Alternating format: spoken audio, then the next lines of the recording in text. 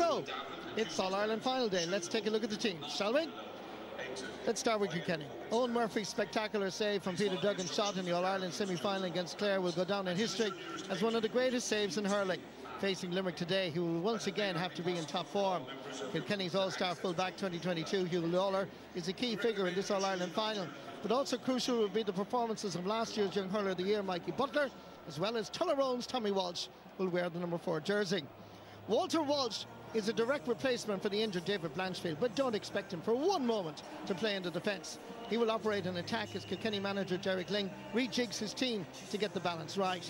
Conor Fogarty and Adrian Mullen are Kilkenny's first choice centre-field partnership, but the Erin's own Castlecomer man Conor Fogarty is most likely to be transferred to the half-back line in the redesign of the team. Martin Keown leads the Cats attack, and he's been in outstanding form, scoring 5 goals and 9 points over 7 games. Tom Phelan and John Donnelly will wear number 10 and number 12. The main man is at full forward as TJ Reid, as we all know, is a brilliant hurler, and at 35 years of age is still producing the magic. He has great support in that inside line from Billy Ryan and Owen Cody. All 3 hurlers are potential match winners. Yeah, Marty, I think the loss of David Blanchfield is huge. I think that half-back line of Kilkenny is so vital if they're trying to curb Hegarty, Reedy and Morrissey. The Limerick half-forward line went to town last year. They scored a goal and 13 points between them. So I think Blanchfield a huge loss, and it'll be interesting to see how that reshuffle goes. It's Nicky Quaid's 136th competitive match for Limerick today. He began his inter-county career 13 years ago against Cork when he lined out at centre field. At number 3 for Limerick is a hands Dan Morrissey, who's proven himself to be one of the best full-backs in the country, but also the most versatile. Cornerbacks Mike Casey and Barry Nash are equally superb and do their number 1 job to defend with style and ease. The Limerick half-back line looks different, with Declan Hannon being a notable absentee. William O'Donoghue goes back to centre-back and will wear the number 6 jersey instead of his inspiring captain. Dermot Burns and Kyle Hayes will operate on the wings. Stand-in captain Cian Lynch will move from his regular centre-forward position to join Darragh Donovan in the middle of the field. 2 All-Stars, 2 brilliant hurlers.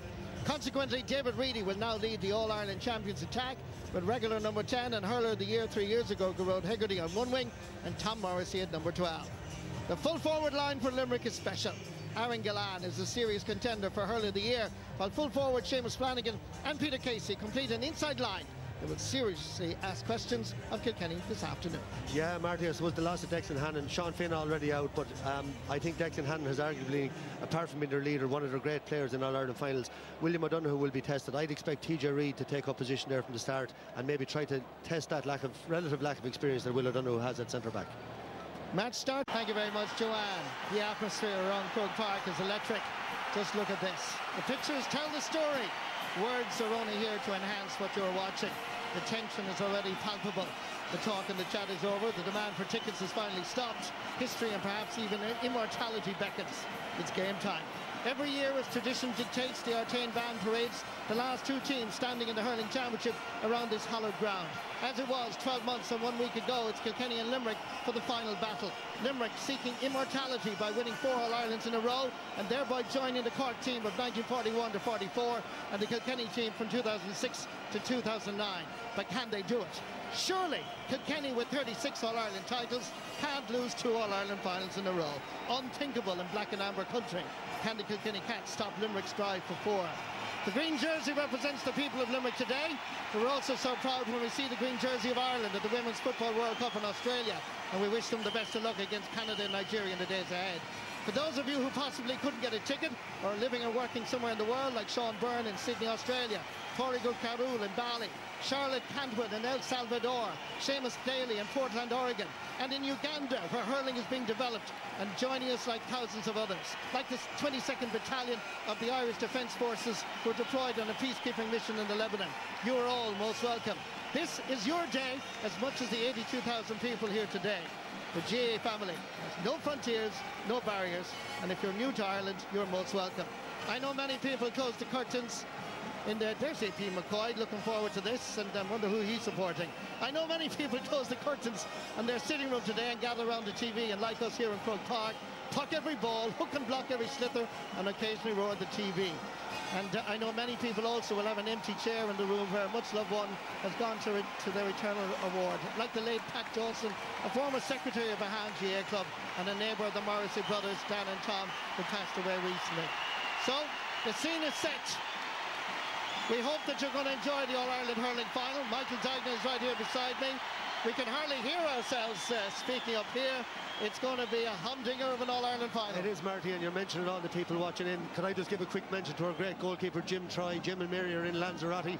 I think it's the first All-Ireland he's missed in ever, so Mary wasn't too popular last week. But look, to me, it's a fantastic atmosphere, Marty, and I've lucky enough to sit here with you for many years now, and it's my favourite day of the year. It's absolutely special. The build-up, the weather is not as bad as we thought it was going to be.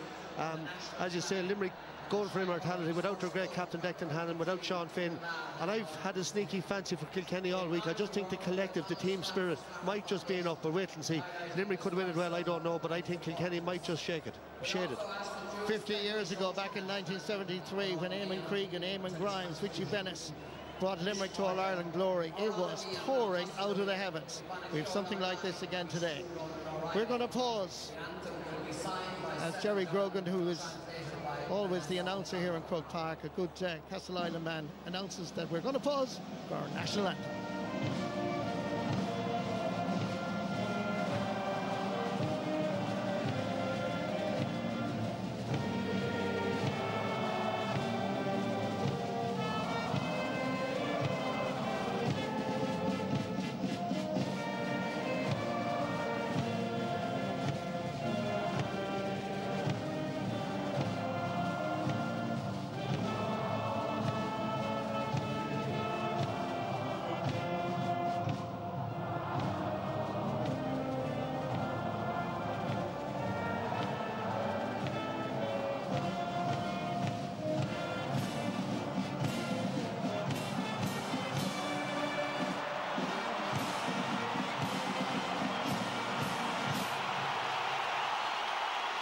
Listen to the roar.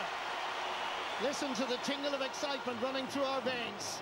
It's a championship that began on the weekend of April 22nd and ends today, July 23rd. The match referee is John Keenan from Auckland, County Wicklow. A wonderful day for him and his family, as this is his very first All-Ireland final. He's the first Wicklow man to take charge since Jimmy Hatton at 63, 66 and 70. The All-Ireland hurling final 2023 is underway. Limerick won the toss, playing from right to left, dropping it down towards Aaron Gillard, trying to skip it away. Kilkenny under pressure. Kilkenny trying to work the ball out. Good work on this occasion as they play it down the wing, just outside the sideline, however. And Limerick converge on the Kilkenny midfielder. That's Conor Fogarty. He had nowhere to go. It's a sideline ball for Limerick. Yeah, an early danger there. Aaron Gillard isolated completely with Hugh Lawler inside. Lost control. Conor Fogarty got back wing back as we thought. TJ Reid out centre half forward. And Darragh Donovan on the ball. What a year he's having for Limerick. From June, Darragh Donovan gives the ball away rather easily. TJ Reid, look where he's playing now. Giving it back to his brother, that's Richard Reid, younger brother. Nice ball out to the wing. It's Paddy Deegan. Paddy going in the middle of the field, floating it in, over the bar. Hello, Kilkenny. They have arrived in Croke Park, thanks to the brilliance of a man from Kilkenny City, O'Loughlin Gales, Paddy Deegan. Yeah, great vision by Richie Reid. Paddy Deegan, 2 points in last year's final, starts off there with a great score. Mike Casey giving it short for Cian Lynch, skipping by. Lovely to see him play since he's had so much misfortune with injuries. Hand pass, giving it quickly for David Reedy, giving it back to William O'Donoghue, pumping the ball into space. Again, the aim for Aaron Gillard. Hugh Lawler is there, but Gillard has it, and the referee says he picked the ball off the ground, and that's going to be a free out for Kilkenny. Yeah, and Limerick created a lot of space inside. Again, Hugh Lawler, brilliant there, got out in front, and there you can see Aaron Gillard taking the ball. Great call there by John Keenan, but Limerick created a lot of space inside there at the start. Kilkenny not playing with the sweeper. Owen Murphy driving it down in front of the Hogan stand, shoulder to shoulder. Gone back is William O'Donoghue. Surely fouled by big Walter Walsh, his best man at Killian Buckley's wedding. But he's looking fit and focused. He's taken the place of David Blanchfield. But as Michael just described, he's playing in the attack, with Conor Fogarty gone back into the half-back line. Yeah, John Donnelly in the middle of the field, and Owen Cody being picked up by Mike Casey, even though he's playing over in the right corner. Barry Nash with his first touch of this All-Ireland hurling final. Kilkenny winning the 50-50 ball. Good work on this occasion by Mikey Butler. Hugh Lawler coming storming out. Nice ball to Kilkenny attack. They will just glory on balls like that. Nice ball inside from Martin Keoghan. Slippery conditions, of course. We have to re-emphasise there's been heavy rain. That's a good block down off Adrian Mullen's efforts. Going back is Kyle Hayes.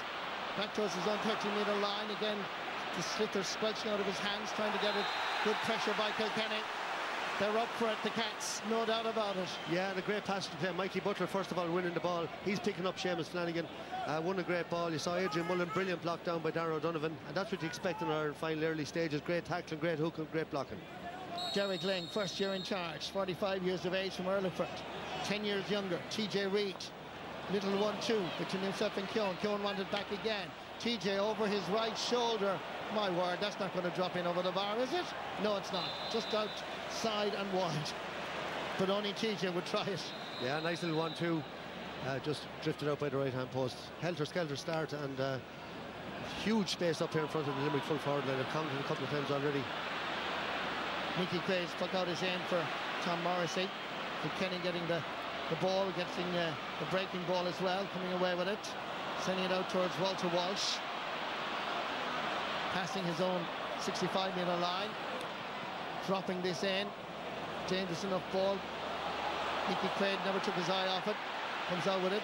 Scoops it up. Spoon-like out far as Kyle Hayes.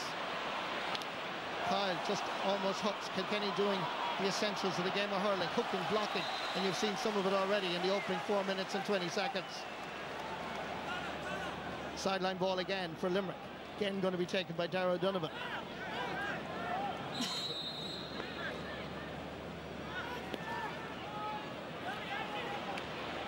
Little 1-2 with David Reedy. Again, you see Kilkenny are putting in the hard work. Darragh O'Donovan laying it off. Far as William O'Donoghue. Cian Lynch looking for it. The number 9 from Patrick Swell, the captain of the day. Floats the sliotar between the posts at the Hill 16 end. Yeah, beautiful work there. Darragh O'Donovan to Will O'Donoghue. Little triangle passes on to Lynch, over the bar. Mikey Butler's actually following Graham Mulcahy, or Peter Casey out the field here now, and leaving, I say, that space inside for Morrissey being picked up by Tommy Walsh. Little 1-2 for Owen Murphy. Drops it down. Good hands by Dan Morrissey. Almost had it. First time, he's up there again, battling for it. Gathering it, however, is Owen Cody. Makes an angle for himself and sends that ball. The two hurleys fly as they clash of the ash, but the ball is wide. Nicky Quaid takes it very quickly. Far as Darragh O'Donovan, second wide of the match, but the referee wants the puck out to be taken again.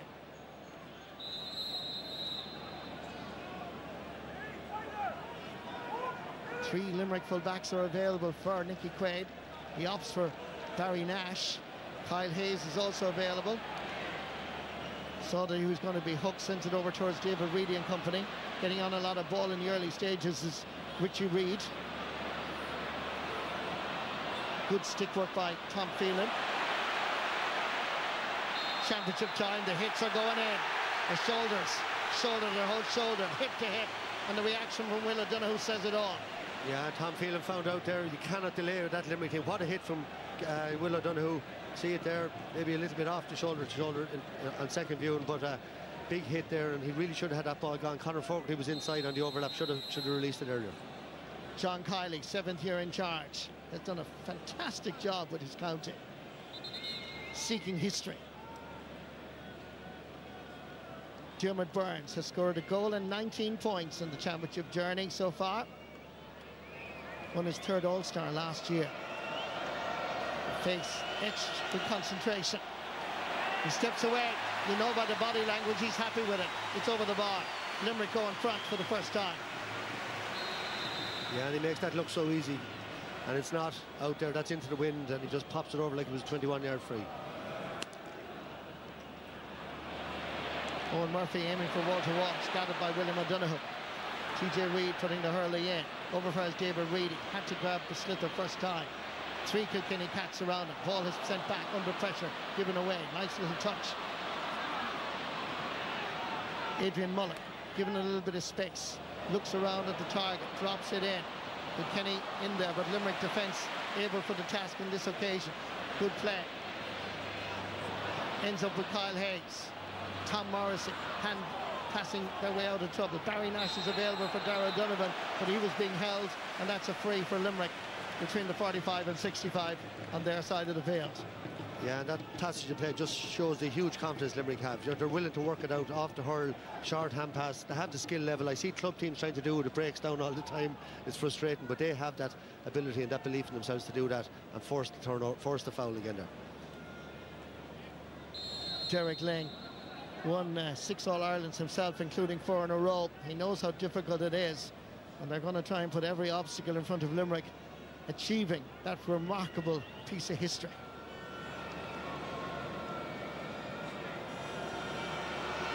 A little bit further back, different angle, but he hits it to the right and wide. No fault, in fairness to Dermot Burns. First wide of the game for the Patrick Swellman. That breeze really blowing now, Marty, down the field with Kilkenny. Very, very strong. Owen Murphy going short. Kilkenny haven't scored in almost 8 minutes of this first half. Got the first score from Paddy Deegan.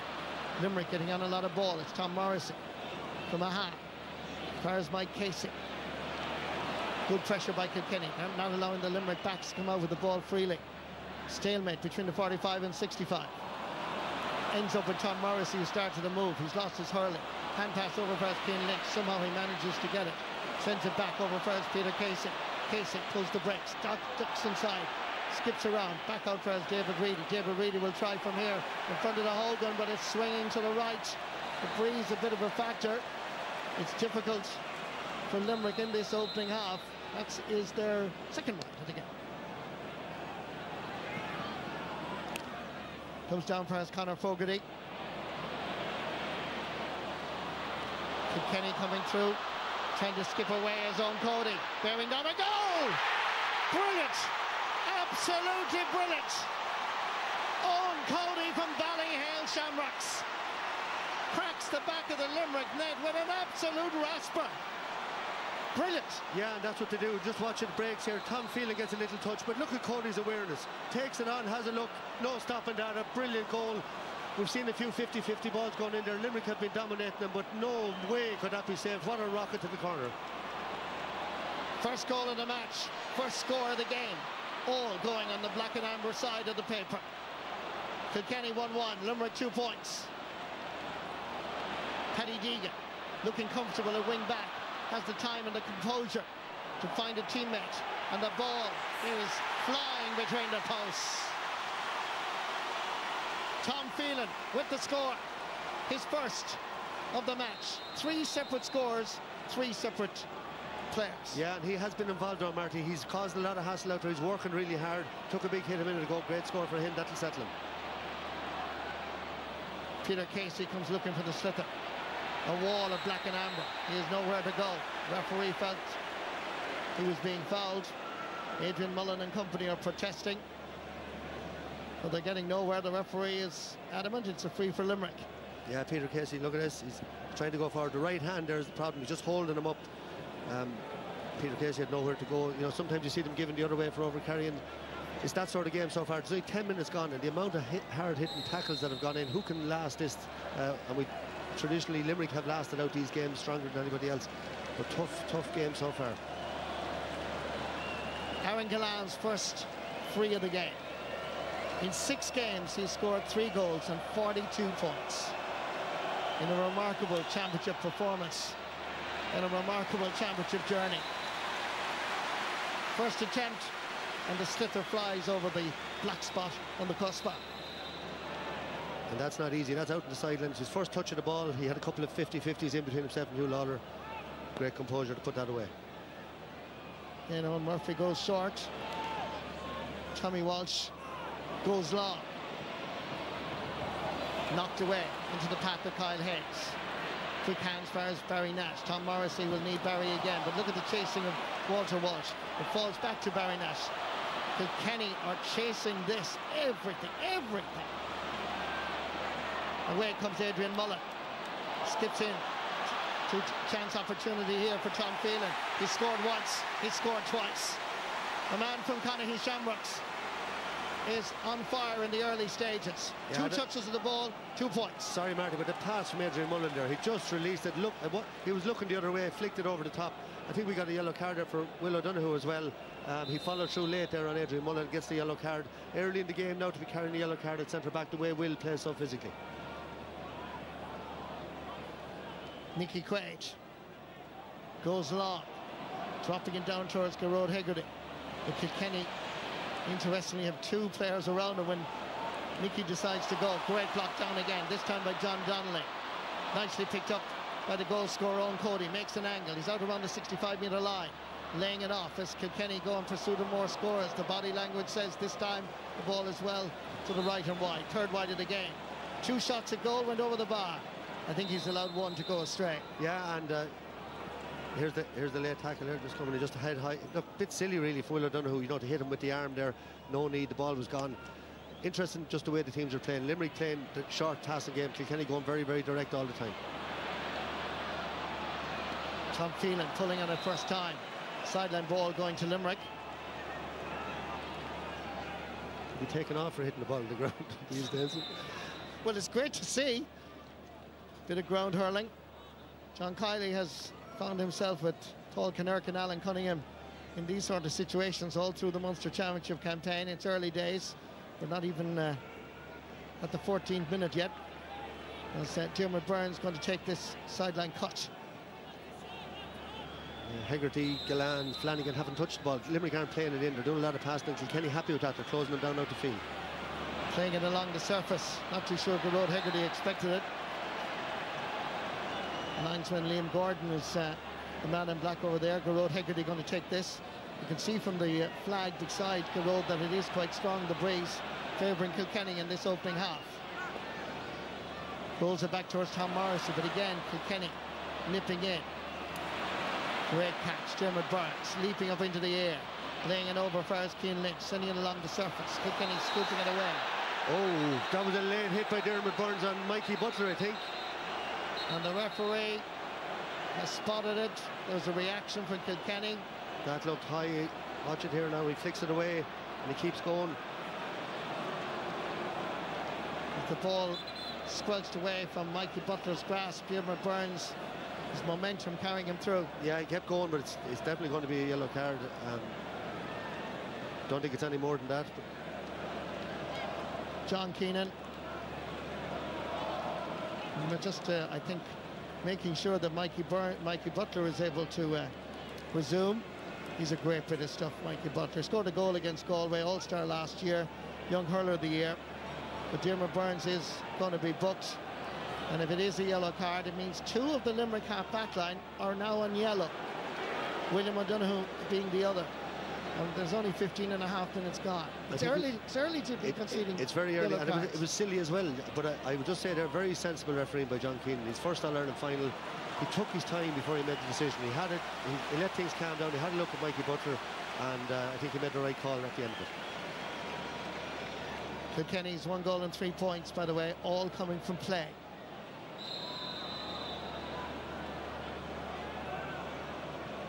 "32-year-old Owen Murphy from Glenmore.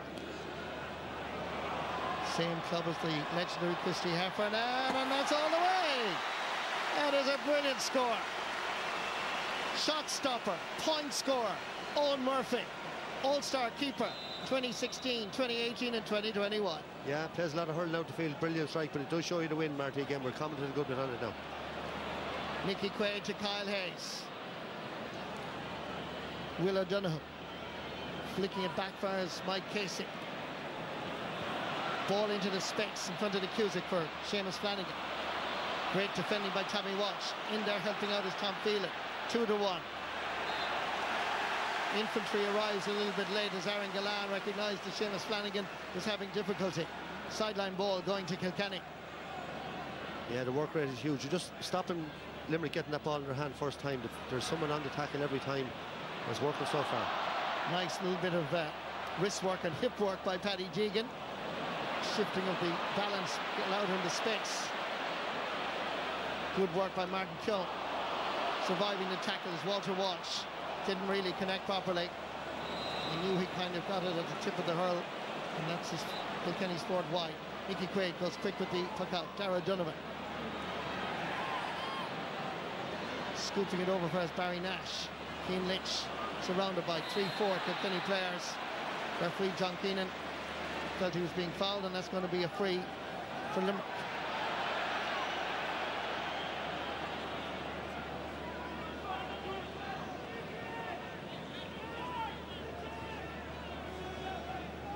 Three times an All-Star, Cian Lynch, twice Hurler of the Year. Diarmuid Byrnes has scored 1 point. He's also picked up a yellow card. The Limerick forwards haven't scored anything yet. No score from the Limerick forwards 18 minutes into the game. You wouldn't have thought that before the game had started.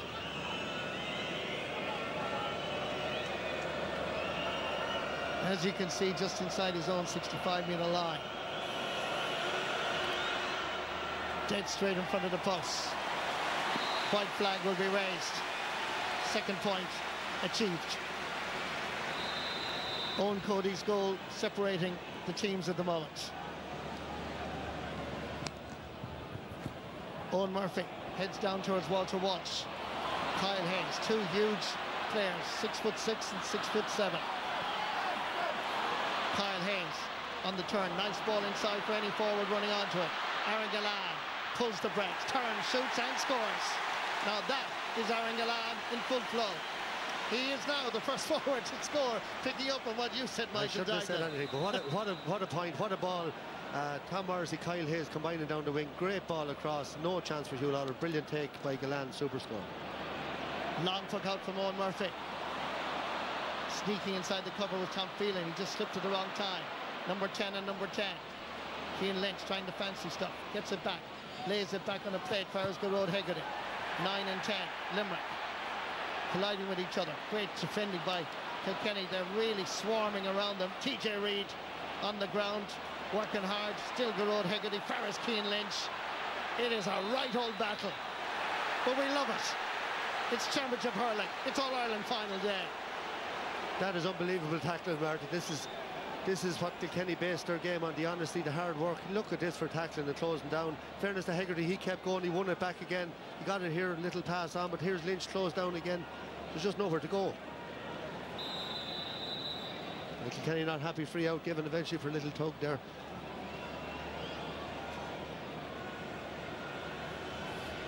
Diarmuid Byrnes dropping it around towards David Reedy and Tom Morrissey, but the Kilkenny backs are doing well. Tommy Walsh coming out with it, being chased by 3 Limerick players. They're now doing what Kilkenny did a moment ago to Gearóid Hegarty. Nice hands from Tom Morrissey, laying it off for his Aaron Gillane, and Aaron Gillane has just sent that wrong side of the post. Third wide of the game for the All-Ireland champions. Owen Murphy takes the puck out rather quickly. First Hugh Lawler. Back there is John Donnelly, now playing at midfield since the start of the game, despite wearing number 12. Kyle Hayes waiting for it patiently. Glue-like, his fingertips just holding on to the slither. Barry Nash twists and turns, waiting for this Dara Donovan. Diarmuid Byrnes goes long. There's an entanglement, no free given. Aaron Gillane on the ground, but I think it was a straight race. I think they just got entangled in the race for possession. Good play by Kilkenny as they work themselves out of trouble. Good work by Tommy Walsh, giving it back for us Richie Reid into the centre. Kilkenny working so hard. Here's Mikey Butler, dispossessed as Limerick put in the hard work, trying to scoop it away as John Donnelly. It's a tough game of hurling, I can tell you. And away comes Gearóid Hegarty, and the crowd of 82,300 are now beginning to enjoy the physical exchanges. Gearóid Hegarty over to Barry Nash, now enjoying life at left corner back. In a previous time, he was up in the forwards and scored goals. He's dropping this in. Dangerous ball in towards Aaron Gillane. Can he get a touch? He pulls on the ball and it dribbles out over the end line and wide. He acknowledges the great ball from Barry Nash. Yeah, and it's coming again. It's, you know, there's goals in this game. There's no doubt about that. The one-on-ones are being created. The tackling out the field is so intense. It's leaving that room because everybody's committing to the ball. So it's leaving those one-on-ones inside. Lawler and Gillane having a savage battle so far and just flicks it wide. Disappointment for Aaron Gillane. Owen Murphy aiming for TJ Reid. Oh, fantastic catch by TJ. Nowhere to go. He won it straight from Owen Murphy's puck out. straight, direct hurling. Look at that for a catch. Brilliant. It is, Martin. No more than we said about a few of the Limerick forwards. Maybe not in the game. TJ has been working hard, but that's an unbelievable catch. He actually changed direction twice when that ball was coming down and read it just perfectly. And brilliant catch over the top and wins the free. He has to be pleased with the opening 22 minutes of this game, Derek Lane. But TJ Reid, coming into this All-Ireland final, had scored 2 goals and 66 points. 47 frees. The statistics are just mind-boggling at times. He's trying to win his 14th All-Ireland today between club and county. He'd be the first man ever to do it if he could do it. Intriguing battle so far. Maybe not the classic we expected, but it's absolutely brilliant one-on-one battles all over the field, and the work rate is outrageous. Nice ball. Cian Lynch just got a hurley to it. Cian Lynch's jersey, or Kyle Hayes' jersey, was being pulled. Nice ball inside, but the Kilkenny backs are there.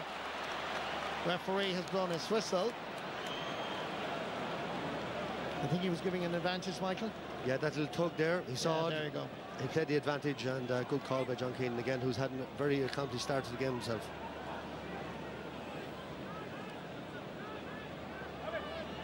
Official attendance here in Croke Park is a full house, which I'm sure will be announced at half-time, as you would expect on All-Ireland hurling final day when you have a team like Limerick going for 4 in a row.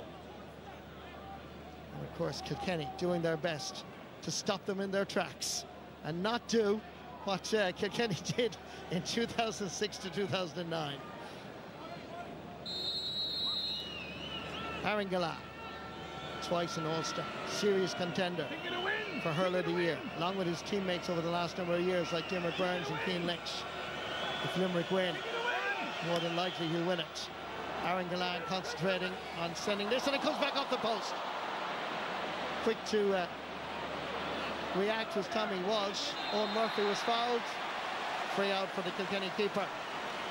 And you know what I think happened there, Martin? Diarmaid Byrnes would normally take that free. We watch it hitting the post here. A bit slow to react, I think, inside the Limerick forwards. They were backing out. If you see Seamus Flanagan, they weren't watching it, but I thought Diarmaid Byrnes would normally take that, but they thought the free was closer. Gillard came out to take it, and then it was moved out to the sideline. So a little bit unlucky, obviously, at the same time, but that would be Diarmaid Byrnes' range. Kilkenny keeper takes the free himself. Ball runs on for Martin Keown.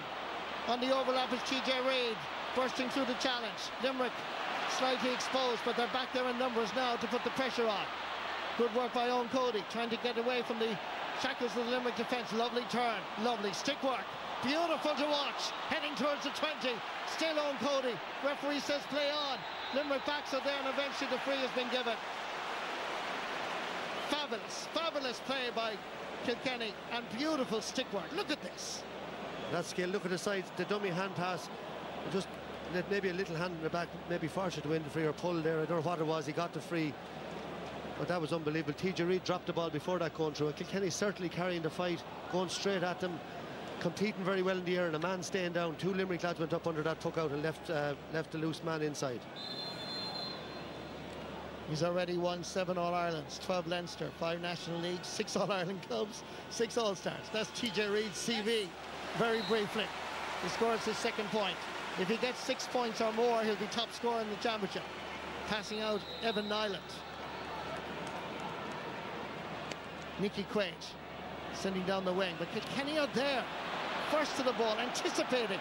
Richie Reid reading the game so well, sending it back, and sending it between the posts and over the bar. Now that is brilliant out of Kilkenny. And just look at the way he attacked that ball. Richie Reid scored a point in last year's final as well. Paddy Deegan got 2. Mikey Carey got 1 from wing back. David Blanchfield come on and scored 1, and they're starting where they finished. The difference was the Limerick half forward line. They scored 1, 5, 4 and 4 last year. We haven't seen a point out of any of them yet. Puck out from Nicky Quaid. Again, he's aiming for Garrod Hegarty, but they're back there in numbers. Paddy Deegan got a touch to it. Coming away with it is Richie Reid. He's sweeping all over the place in that Kilkenny half back line. Up towards TJ Reid. Barry Nash has the time to pick up the hurley. Excuse me, TJ, when I come out with the ball, says Barry Nash. And he steps away, but he stepped away too many times. It's a free for Kilkenny. Drama. Yeah, and Barry Nash, as you said, did absolutely brilliantly. Broke the ball, picked up his hurt. Great play by, great instinct there by Barry Nash. But you can see there, he took the steps. 8 or 9, no problem. John Keenan on the ball again. And All-Ireland winning captain 3 times in a row, Declan Hannon. Heartbroken not to be playing today. Out with a knee injury. Yeah, I see Tom Morrissey down off the ball there, Marty, as well. The one-on-one's going really well for Kilkenny. You have Richie Reid taking up Tom Morrissey or David Reedy. Mikey Butler's out the field, very happy. Paddy Deegan on Garrett Hegarty. And they just seem to be winning all those one-on-ones at the minute. This one is a little bit further out. Wind assistance. Floodlights illuminating Croke Park. 3 out of 3 for TJ Reid. And up to a couple of minutes ago, he hadn't scored at all. Yeah, and Owen Cody, I think, showing tremendous leadership up front for Kilkenny. There's TJ driving them on again. 4 points without reply from Kilkenny. TJ marshalling the troops in the crowd. Puck out from Nicky Quaid. Garrod Hegarty battling Kilkenny. Alert to the puck out strategy of Nicky Quaid, who traditionally has always aimed for Garrod Hegarty. Stalemate just outside the 45-metre line. Good work by Kilkenny again. Winning the dirty ball. Referee has blown his whistle. Owen Cody deemed to have fouled the Limerick man, Mike Casey. John Keenan clearly saw it, although John was in the middle of the field. He had no doubt that this was a free. Just at the top of our screen there you go, yeah. Well spotted by the referee. Yeah, he's playing well. He's playing well. He's having a great game, but I think it was totally accidental, but it was a great ball by John Donnelly into space. Kilkenny really exploiting that. Will O'Donoghue started really well, but that's where Declan Hannon sits back and picks up that loose ball. That's been missed. And as I say, those one-on-ones suiting Kilkenny and Limerick are looking for a bit of leadership out there, I'd say, Marty. They need somebody to step up, maybe just calm the ship a point or two and get them back into the game. They haven't scored in 10 minutes. Breaking ball picked up by Conor Fogarty. He's under severe pressure, has to release the ball. Limerick come charging in. Again, Garrod Hegarty is there, so too is Tom Morrissey. The referee is going to blow the whistle. It's going to be a throw ball. Kilkenny fully deserving their 1-8 to 5 points lead. Absolutely, fair, Michael? Absolutely, Marty. Yeah, their hunger, desire. There is a strong breeze, but as I said, the Limerick forward line, you're not getting much ball. A lot of short passing out the field, and they just need to get into a rhythm up front. Look, there's lots of time left, and we know they're a great team. Ball is thrown in. Darragh Donovan, Tommy Walsh hanging off it, loses the slipper, and Kilkenny are doing the hard work, the hard grafting, hooking, blocking, chasing, as indeed Limerick are as well. Seamus Flanagan, Kyle Hayes, Tom Morrissey, Mikey Butler, Seamus Flanagan. Small Mikey against big Mikey there, against big Seamus. It's a right old battle, and that's going to be a free. The referee has blown his whistle and given a free to Cian Lynch. Yeah, if you watch Mikey Butler here, pulls the stroke there, lucky enough maybe not to get a yellow card. They're a long way away from the ball. Watch him here, straight across the shin there, and he got away with that yellow card, Mikey Butler. I don't know, I think John Keenan had given an earlier free and didn't see that after it broke on, but that's Mikey Butler getting lucky there. Should have been a yellow card for the cornerback from O'Loughlin Gales. Got away with it, as Michael said. And Aaron Gillan is going to stand over this and try and reduce down Kilkenny's lead. He's already scored twice. An interesting, Marty, against Galway here. Kilkenny were 6 down at this stage. They're 6 up today, so good bright start by Kilkenny.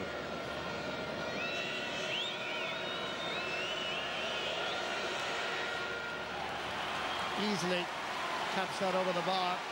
White flag raised at the Hill 16 end. 5 points between the teams now. Been 12 minutes actually since Limerick got a score, so they really needed it. Heading down the final stretch towards half-time. Owen Murphy goes long again. Mikey Casey stays solid. Hand passes away to Darragh Donovan. Onto Kyle Hayes. Garrod Hegarty. First time they've got a little bit of space.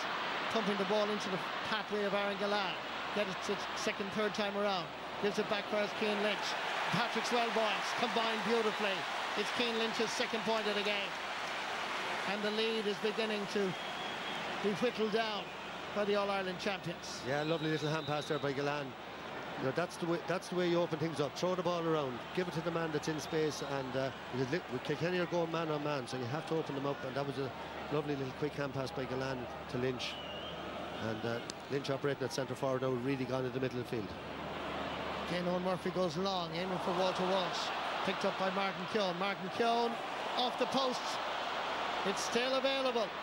Owen Cody is there. Little jink to the left, wing to the right. He hits it. He went for the goal from a very acute angle, and it whistled across the goal line. And there was, as you heard, an awful big hue in his side as the ball whizzed past Nicky Quaid's goalpost. Yeah, look at him, Marty. He was watching that ball to hit the post. He was following it in. Anybody else had tapped that over the bar. That just shows you the confidence that he has against one of the best keepers in the game. Ball runs on. Conor Fogarty didn't quite grab it the first time. Cian Lynch does. Stepping away from the challenge. Lays it off quickly. Farrell's David Reedy. Reedy, given an opportunity, given the space. Sends that over the bar. And I mentioned leadership a minute ago. Who's shown it? Cian Lynch. Brilliant score, brilliant assist there. Got fouled for the free. Those last 3 points all coming from the hunger, desire and the skill of Cian Lynch, taking up the captaincy today, and he's certainly shown it in the last 5 minutes. Hugh Lawler over towards Paddy Deegan, whipping it in towards big Walter Walsh around the square. Ball again is available. Owen Cody laying it off. Coming through the middle, Adrian Mullen, surrounded by Limerick defenders. Doing what Kilkenny are doing at the other end. Tom Walsh hooked as he was about to clear.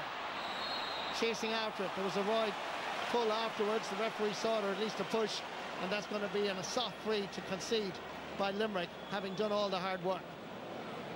Yeah, Billy Ryan coming out there from the corner, got in a great block there. Saw that the last day with him. He robbed Rory Hayes coming out against Clare, caused the goal. That type of work rate. Again, Owen Cody on fire inside. The way he picked that ball, gave it to Mullen a little bit high. He got stuck, got caught in possession, and Tom Morrissey just gave away the free. I think he'd be happy to see his team go into the dressing room for a chat and a conversation. John Kiley, TJ Reid, hurler of the year back in 2015. Sends that wide. We were actually writing it down, Michael and myself. We were so sure he would put that over the bar. Little bit of light relief for Limerick. Ball comes down towards Cian Lynch. This time loose of Richie Reid is fouled, and that's going to be a free. Didn't like the challenge from Garrod Hegarty. 2 minutes of injury time going to be added on. And once again, TJ Reid will have an opportunity to take the free for the foul on his brother. And Richie Reid had a massive first half at centre-back for Kilkenny, getting forward a lot, getting onto that breaking ball, not just sitting back and sweeping. They're leaving the lads inside to just mark their men, and very brave at Kilkenny, but it's working well enough so far. Going for his 4th point of the game. He's a long way out. He hits it well. It has the legs. It has the accuracy. 4 points for TJ Reid. 4 points of a gap between the challengers and the All-Ireland champions. Yeah, brilliant free after missing one straight in front of the goals to go back and score that. Brilliant. Nicky Quaid changes the direction of his puck out. Beautifully gathered by Garrod Hegarty. That was always the plan. Ball skids along the surface. Diarmaid Burns was coming through. Can't afford to be fouling again. Remember, Diarmaid is on a yellow card. But watch this. Isn't this just fantastic? Kept his eye on the ball despite the pressure. But Diarmaid Burns just pushing Tom Phelan to the ground here. Are the questions too hard? That wasn't a test, troops. That was just getting here.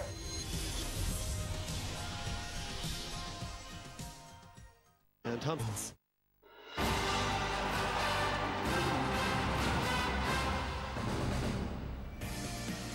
We said if Kilkenny were going to overturn what happened last year, they would need goals and they would need a big, big performance from Owen Cody. Well, so far they've got 1 goal, and they certainly have a big, big display from this man so far in the opening half. So Kilkenny started really, really well against Limerick, and they're bit to stop them winning the 4 in a row. But have Limerick tied things a little bit as that opening half went on? It is still the Cats on top of the break, but only by a single goal. Anthony, what did you make of that? Loved it, Joanne. It's not 117 to 215. It's the conditions, it's the wind, it's the drizzle. But the intensity is incredible, and the Cats, no better crowd to bring it, but significantly the other crowd twisted back near the end. They would, what we think, the breezes coming in towards the Davin, so. But it's all to play for. Can Kilkenny keep up this intensity? It's incredible. Yeah, because it came out. It was the old school, old-fashioned Kilkenny intensity. We saw TJ Reid having a big say in Owen Cody. Yeah, and like the one thing you can't, you know, like under Brian Cody, you always a huge admirer of their intensity. But my God, the one thing that hasn't changed is that it hasn't changed, because it's like the work that they put in.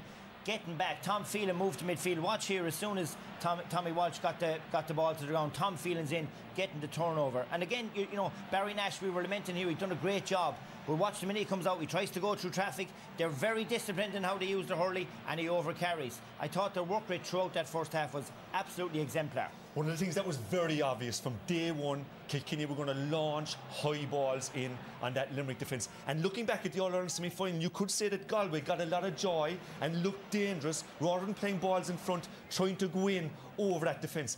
There was a couple of near misses. That was a really tight one there. We saw Nicky Quaid on his knees. This was coming. That was the way we felt it. Owen Cody, if you want to see how to finish a ball on a greasy day, Nicky Quaid hadn't a chance. And we even saw post that there were a couple of examples where Limerick were just hanging in there. Whether Kilkenny can keep it up now in the second half against the wind also and get that threatening ball in, it's yet to be seen, but it was a very definite tactic. It's not just that they're playing against wind, it's not. There has been a change made within that game from Limerick that has reaped huge dividends. Yeah, and again, I would have thought that Kinnerk would have come out to Kiley. Subtle change. David Reedy not in the game. Garrod not in the game. That's one of his first pucks. But Cian Lynch crucially to centre forward, because for me after 30 minutes Richie Reid is man of the match. But the last 6 minutes, 7 minutes, Cian Lynch's involvement, like, he was going okay at centre field, but just the change and look at scoring himself but setting up Reedy, who again would be thrilled to get that pass. You know, saying thanks a million, I needed to get into it. Again, taking on Reid, beating Reid. Reid can't catch him. Pops to Tom Morrissey. We haven't seen Tom Morrissey. Another score. Back to 3. They'll be buyed up in that dressing room now, and I think that move of Lynch to 11 was massive. I think you have to give great credit to Derek Ling and his management team. You know, like, I mean, they've been cleaned out last year in the All-Ireland final here under Brian in the half-hour line. With the Limerick half-hour line. I think they've really got to grips with them for 30 minutes, yes, in the last 5 or 6 minutes, but I think Kilkenny are right in this game, and they'll be disappointed having been 6 up. They're not more up going into half-time. We talked up the battle between Aaron Gillane and Hugh Lawler. It has been a battle in there. Has the fullback got the slight better of things so far? If it was a boxing match, he'd be winning on points, but it's only half-time, right? One thing that I would say is that Kilkenny are gone man for man, to Liam's point, which is well made, in that last year they gave the Limerick half-forward line space. Today they're saying, no way are we going to give them space. We're going to shut them down. But what that does is, it does create huge gaps inside the full-back line. And as the game went on, there were numerous examples. I'd imagine one of the things Kinnerk is talking about at half-time is saying, we don't need to take that extra pass around the middle of the field. There's opportunities to get quality ball in front of Gillane. This is the ball, like, isn't it? Yeah, and exactly, this is the way they want to be. Like, this is their, I suppose, this is their template that they work off all the time. You know, getting that ball across. Kyle Hayes worked it. They worked it on one wing. They flashed it across to the other wing. And when they do this, they're very good. But when it's in 50-50, you would have to say that Hugh Lawler is doing really, really well. And, you know, credit to, you know, you can't mark Aaron Gillane on his own. You need the rest of the team to shut down the supply. And if it goes in there 50-50, Hugh Lawler will give every chance. They've done a really good job in the first half. Can they do it in the second half is the big question. There are all these questions. Can they do it in the second half? Can they keep up the intensity? Do they have a plan B? We'll find out very shortly.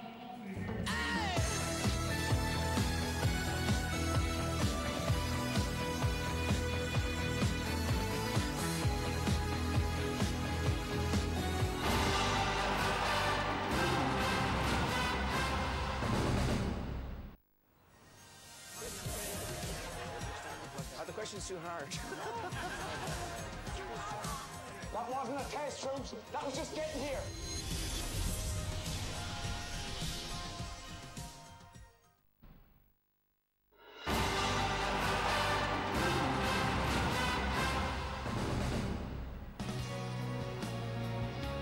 Jackie, Brendan, Joe, Shane, Ursula, and again, Donal Oak. They have so much to discuss on tonight's Sunday game.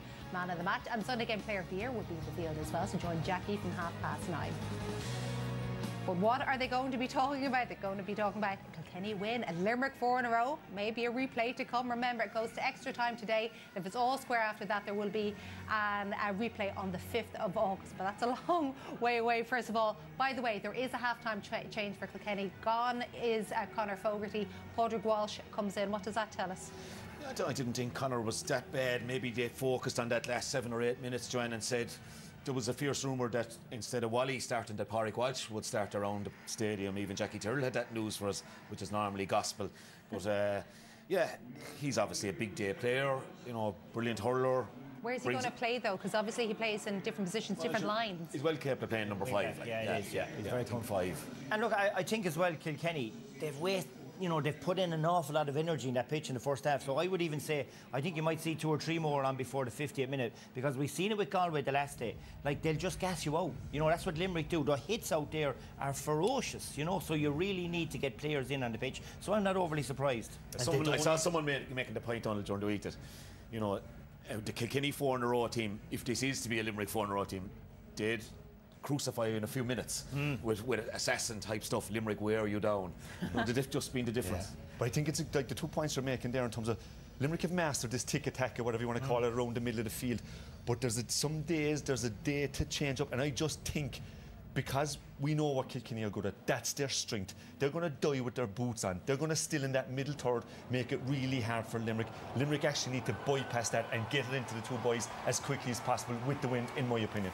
Each of you mentioned that you thought maybe Limerick's bench was stronger at the start of the week. The fact that Walter Walsh, who made a big difference when he came on last year, the fact he starts, does that change your opinion on that? Well, you have 2 big guns used up as well now in Wally starting, so that slightly does, and I think a Cathal O'Neill could be a massive player in this second half. Really feel he's the type, energy. You know, I wouldn't like, if I'm tired, for Cathal O'Neill to be made for the likes of him now to come in and keep trying to pulverise with that running that he can bring to it. OK, for all of this talk, let's not forget, it is Kilkenny who are in the lead heading into the second half, but we know what Limerick can do in the 3rd quarter. Back to Michael and Marty. Thank you very much, Joanne. Just 1 goal between them, of course, 1-9 to 9 points. Full house has been announced. Away goes John Keenan throwing in the ball quickly. Limerick have always been impressive in the 3rd quarter. This is the 3rd quarter, so let's see what they can produce. Change on the Kilkenny team. Padraig Walsh from Tullaroan is on. Conor Fogarty is the player that has made way. So change in the Kilkenny backline. And of course, we all know Padraig Walsh over the years. Ball is sent. David Reedy sending it across. Darren Gillon, but the first touch for him would be really disappointing. It just skidded off his hurley and ends up with Paddy Deegan coming down the wing. Good work by Martin Keogh. Loses out the back. Gerard Hegarty thought about going long, but he heard the call from Darragh Donovan. Donovan spraying the ball over to the far side. David Reedy in a good position, half blocked. Goalkeeper Owen Murphy stays in his line. Tommy Walsh says he'd deal with it. Sandwich between Peter Casey and company. Manages to get it out just a little bit.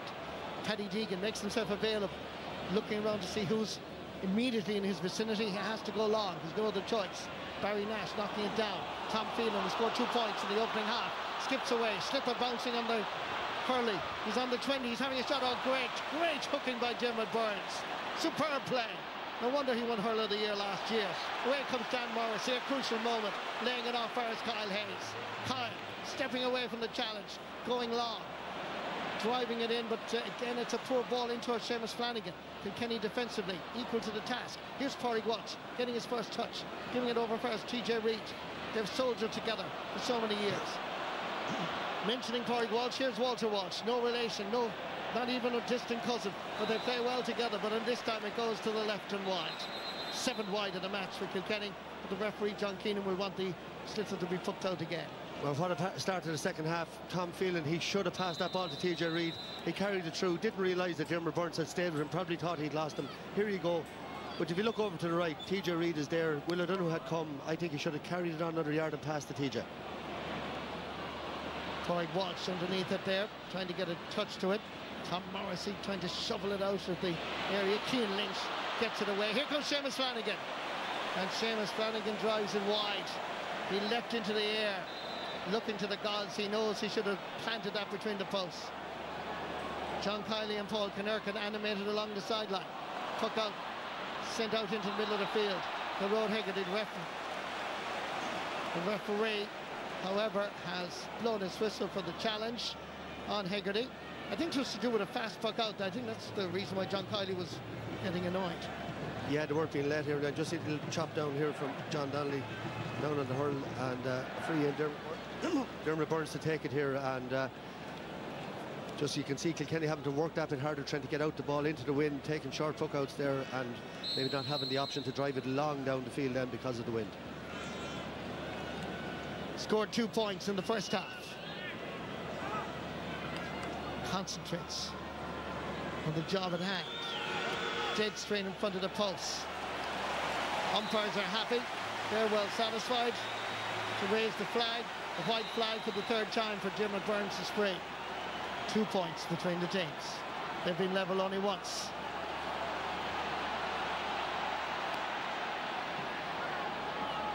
Owen Murphy goes straight down the middle channel. Tom Phelan is getting on a lot of ball. The Road Hegarty comes in to challenge. Referee says free. And the reaction from Hegarty says it all. Hurler of the year, 2020. Having to do the hard work. David Reedy coming in with the challenge, but look at the reaction of Hegarty. Says it all. The passion, the pride. Yeah, and Tom Phelan again did well to win the breaking ball, but he should have really moved that. He cannot carry the ball into the tackle like that against this Limerick team. Stood him up, couldn't get rid of the ball, and the free given. And these are fairly routine for Dermot Burns. He saw the distance the last ball travelled over the bar. The wind still very strong out there.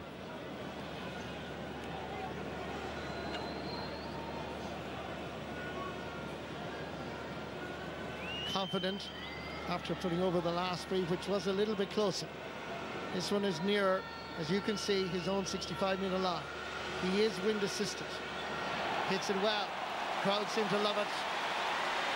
It's the sport point of the game. And the scoreline is changing slowly. 1 point between the teams. Long ball, dropping down just outside. Oh, Tom Phelan. Brilliant. Straight from Owen Murphy's puck out. Brilliant play, Tom Phelan. We saw it once in the first half. We saw it now. Straight, direct play. Ball comes back, fires Martin Keown.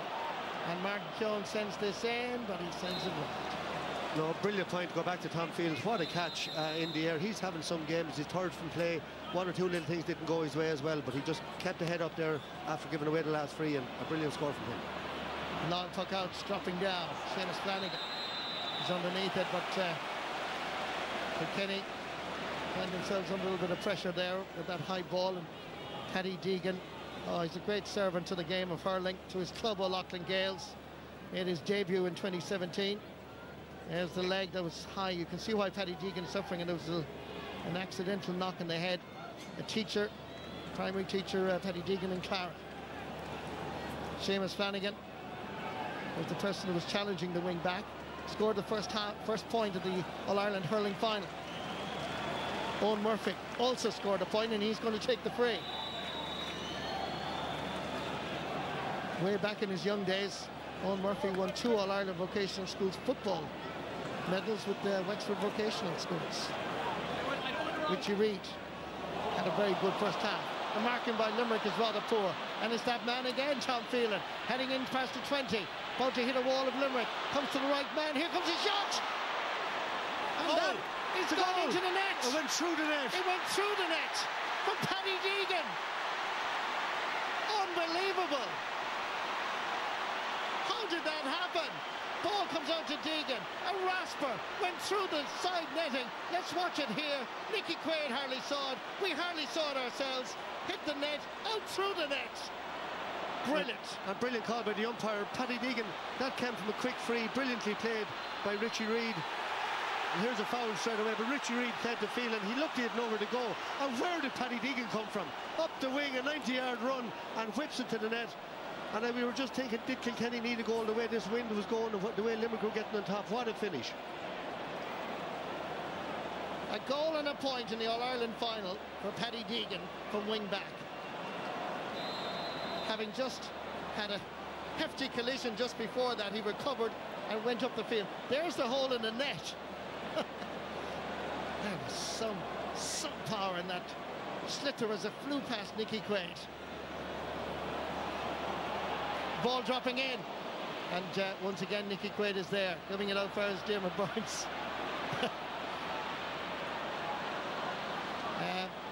Back for his Will O'Donoghue. Dermot Burns is calling for it, but he goes long instead. Great catch by, nice hop up for Peter Casey. He's hitting it in. Ah, brilliant, Peter Casey. It's his first point in the All-Ireland final. He scored 6 points in the journey, but watch this. Taking the sliotar, surviving the physical challenge and letting fly. Yeah, and that was badly needed by Limerick. You know, back to that goal. I don't know. There'll be somebody asking questions about how a ball can go through the net on the final day. But look, Limerick back in it here again. And Cian Lynch, who's been very, very influential in the last quarter of an hour on the ball again. Cian Lynch to Peter Casey to Barry Nash. Heading straight down the middle and sending that over the bar. Scored a point against Waterford, a point against Cork, and a point against Kilkenny in the All-Ireland final. Class act. Left corner back from South Liberties. Yeah, that's the way the hurling has changed. We saw Mikey Butler in the Leinster final with his goal. Deegan there. Barry Nash has started this from corner back over the last few years. He's absolutely brilliant. Now the repairs are being done. A little bit of wiring, a little bit of fencing going in. He won't go through the next time. No.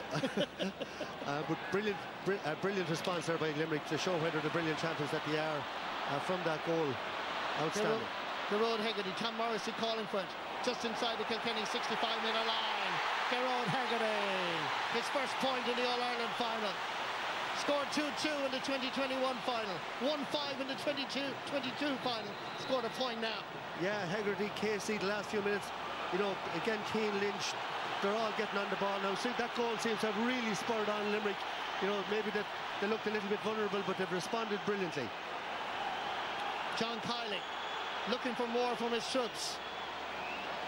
Owen Murphy forced to go long, aiming for Kyle Hayes and Walter Walsh country. Ball sticks along the surface. Kyle Hayes is there. Nipping in is the point scorer Barry Nash. Giving it a little touch for his Tom Morrissey. Cian Lynch, lovely stick work. Over for his Darragh Donovan. All the skills of the game being shown. Little flicks, little wrist work. And Kilkenny are beginning to foul. And Limerick are beginning to respond to the challenge to their All-Ireland title. 2 points between the teams. 45 minutes gone. Thankfully, only 10 minutes gone in the second half. Yeah, Martin, the way Limerick stick to the principles, like Barry Nash had that ball, you think he'd drive it long. No, a short flick to Tom Morrissey, he gave a little pass to Cian Lynch, back to Darragh Donovan. They just play that game, they'll suck you in, and then they get past you on the overlap, and they're sucking in those fouls now. Burns is going for his third point for about the same sort of distance out the field since the start of the second half if he scores this. John Kiley urging, trying to have a word with David Reedy, I think, as the free is being taken, and this one is dropping over the crossbar.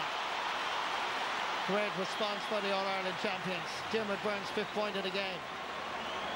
Having conceded a second goal, they now have responded with 2 points. It's only 1 point between the teams again. Limerick with 6 points. Kilkenny with 1-1 in this second half. TJ Reid to the brother Richie. Going long, Torrid Welsh dropping it in around the house, trying to get a touch to it and getting it up his own Cody and company. And Mark Keown, ball goes inside. Limerick just a little bit exposed momentarily. Dan Morrissey getting a touch to it. Farrell's Darragh Donovan heard the call from Barry Nash. Barry looks around, there's no hanging about here. TJ Reid gets away from Cian Lynch. It's a battle. Good ball inside. He slipped as he was trying to get that ball. Hard luck on Martin Keown. The hefty challenge on Dan Morrissey. No complaint from the Ahan man. Mick Mackey would be proud of it. And the atmosphere around Croke Park is electric. And away comes the All-Ireland champions. Ball into the space. Down for Seamus Flanagan. Being pursued by Tommy Walsh. Tommy Walsh from Tullaroan. Twists and turns. Richie Reid coming in to lend assistance. Aaron Gallan from in front of the Cusick. The clench fist says it all. Limerick are back. The sides are level. Listen to the roar of Croke Park wherever you are in the world. This is dramatic. This is a story to be told. Yeah, Marty, what a score from the sideline. But what a passage of play. TJ Reid could have put it over the bar. He saw Mossy Keown inside. He picked him out and he just slipped as the ball was going to land in his hand. He was through on goal. Kilkenny, as they always do, looking for that goal chance, smelling it out. And out came Limerick with the ball. Brilliant breakout by Mike Casey. On to Barry Nash. A great ball into the corner. Flanagan combines with Gallan. And we're all square here, 47 minutes into a brilliant All-Ireland final. Alan Murphy, brother of the goalkeeper Owen Murphy, has been brought on for Walter Walsh. And Limerick are leaping into the air. Diarmuid Burns. The challenge has been set by Kilkenny, by the black and amber. And there is no doubt that the green and white of Limerick are responding to it now. Goals by Owen Cody in the first half. Paddy Deegan in the second half. And Limerick have responded most of all to Paddy Deegan's goal that broke the side netting at Hill 16. Free for Owen Cody, free for Kilkenny, as TJ Reid makes his way out to the middle of the field. Yeah, not an easy chance. Kilkenny just getting it very hard to get the ball up the field. I say that second half, Owen Cody came a long way from goal there, won the free, and this is a difficult chance now for TJ Reid. Scored 4 points in the first half. He's a long way out from the Hill 16 goal post. He follows through beautifully. Shane Lowry and Offaly would be proud of him. He would indeed. That was class. Getting a bit of encouragement from the crowd as well there just before he took it, but he kept his composure. Great score. Long took out again, aimed at Gerard Hegarty. Nipping in is Tom Phelan, working hard. Tom Morrissey is there, the two tops, trying to get away. No free being given, now there is. John Keenan in the Munster final last year left a lot go, and he was criticised in some quarters but loved by others with the way he refereed it. I think he's doing a good job here. Doing a good job there. I think Kilkenny are going to Tom Morrissey was leaning in there. They're hard ones to call, split second, but every ball's still being fought for. Just, you can't afford to make that mistake. Tom Phelan had that under control, just should have picked it, missed the pick. Next thing he's closed down and they end up giving away a free. Diarmuid Burns going to take this. Just a few metres in, as you can see from the Hogan stand side. Score of 5 points in this All-Ireland final. Silence descends around Croke Park. Hits it well. It's looking good from the 7th floor of the Hogan stand. 6 points for the Patrick Swell man. Sides level again for the third time.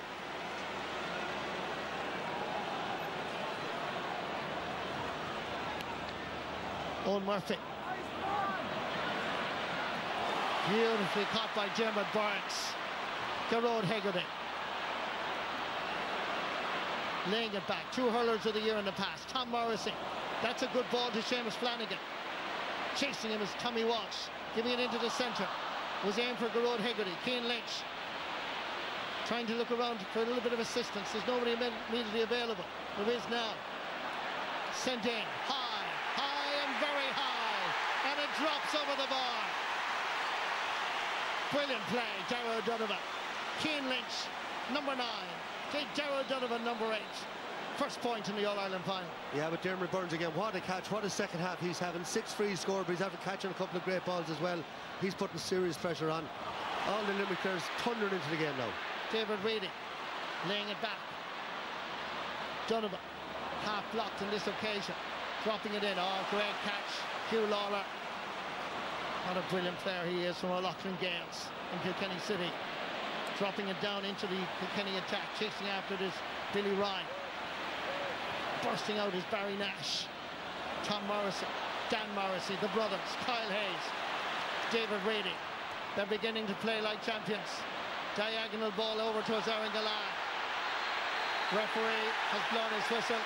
He felt that the Limerick man was being pulled back, and that is a free in against Hugh Lawler. Yeah, you watch it. Hard to see there now. I think it might have been just before that. Great passing sequence here as the Morrisseys, Kyle Hayes were all involved, and then came David Reedy's diagonal ball, which would please Paul Kinner. Mike Reardon, Limerick County Secretary, looking on. Aaron Gallan getting a little bit of the towel to wipe the boss of the hurling. And every Limerick player, Marty, has upped these games so much in the second half, all over the field. The last 15 minutes in particular. In the first half, we were looking at maybe Kyle Hayes and Cian Lynch up to the maybe normal level. Now every one of them has really clicked into top gear. Gallan with his 4th point of the match on the way. never in any doubt. Limerick have now registered 10 points in the second half to Kilkenny's 1-2. That third quarter, the Dublin footballers do it quite a lot, and the Limerick hurlers are the same. And the great Kilkenny team used to do it as well after half-time. Long forward down towards Kyle Hayes. He used play up in the attack. He was being held back. Kyle Hayes played in the All-Ireland Minor Final 2016, Under 21 2017, Senior Final 18, 20, 21 and 22. And the ball is sent in, and the ball is sent over the bar. Fantastic! Limerick people rejoice in the hurling skills of Dermot Burns, Kyle Hayes' teammate on the half-back line. What a score! Yeah, Hegarty kept going. Hegarty took a quick free. He saw the opportunity. He saw Burns loose, get him the ball, and he just drove it over the bar. What a score! Kilkenny were 3 points in front at half-time. 53 minutes. Limerick are 3 points in front, and they're giving it everything. The physical exchanges continue. Referee has blown his whistle.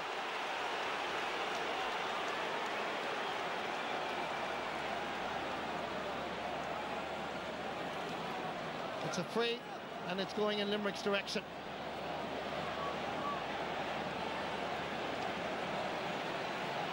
We are having some All-Ireland final, Michael Dyke. Yeah, and John Keane gets that right again. Just the second half from Limerick, and going back to it again, 11 points in the first 15, 16 minutes of the second half. Keane Kenny is coming on for Billy Ryan, I think. As the James Stevens man from Kilkenny City is being introduced. Yeah, and he said it in the first half, Marty, when Limerick were 6 down, they needed leadership. Keane Lynch stepped up. Kilkenny are in the same boat now. Adrian Mullen has been very quiet. They need him. TJ, you know, can't carry them forever, but he needs to win a few balls. They just can't get past that half-back line. Burns and Hayes in particular in the second half have been absolutely immense. Barry Nash as well coming out from corner back. They're the three. Hegarty has come into the game. Darragh Donovan in the middle of the field. It's over again. Dermot Burns, his 8th point in this All-Ireland final. That's his highest score in the championship. In the championship journey that began in April. Limerick introducing another substitute. That's Carl O'Neill, who's always been impressive. And as we often say in the game of hurling and indeed Gaelic football, the bench is so important. Tom Morrissey is the player that makes way. Carl O'Neill has always made an impact, as indeed has Graham Mulcahy and Adam English. And Marty, looking at Dermot Burns, and we've seen everything in hurling over the last few years, but he could be the top scorer in an Ireland final from wing back if this continues on. Aaron Gallan has, I think, 5 so far. He's the only one that could trouble him, but he has 8, and I don't think we've ever seen that. We never will see it, or thought we'd see it, but he could be the top scorer in an Ireland final.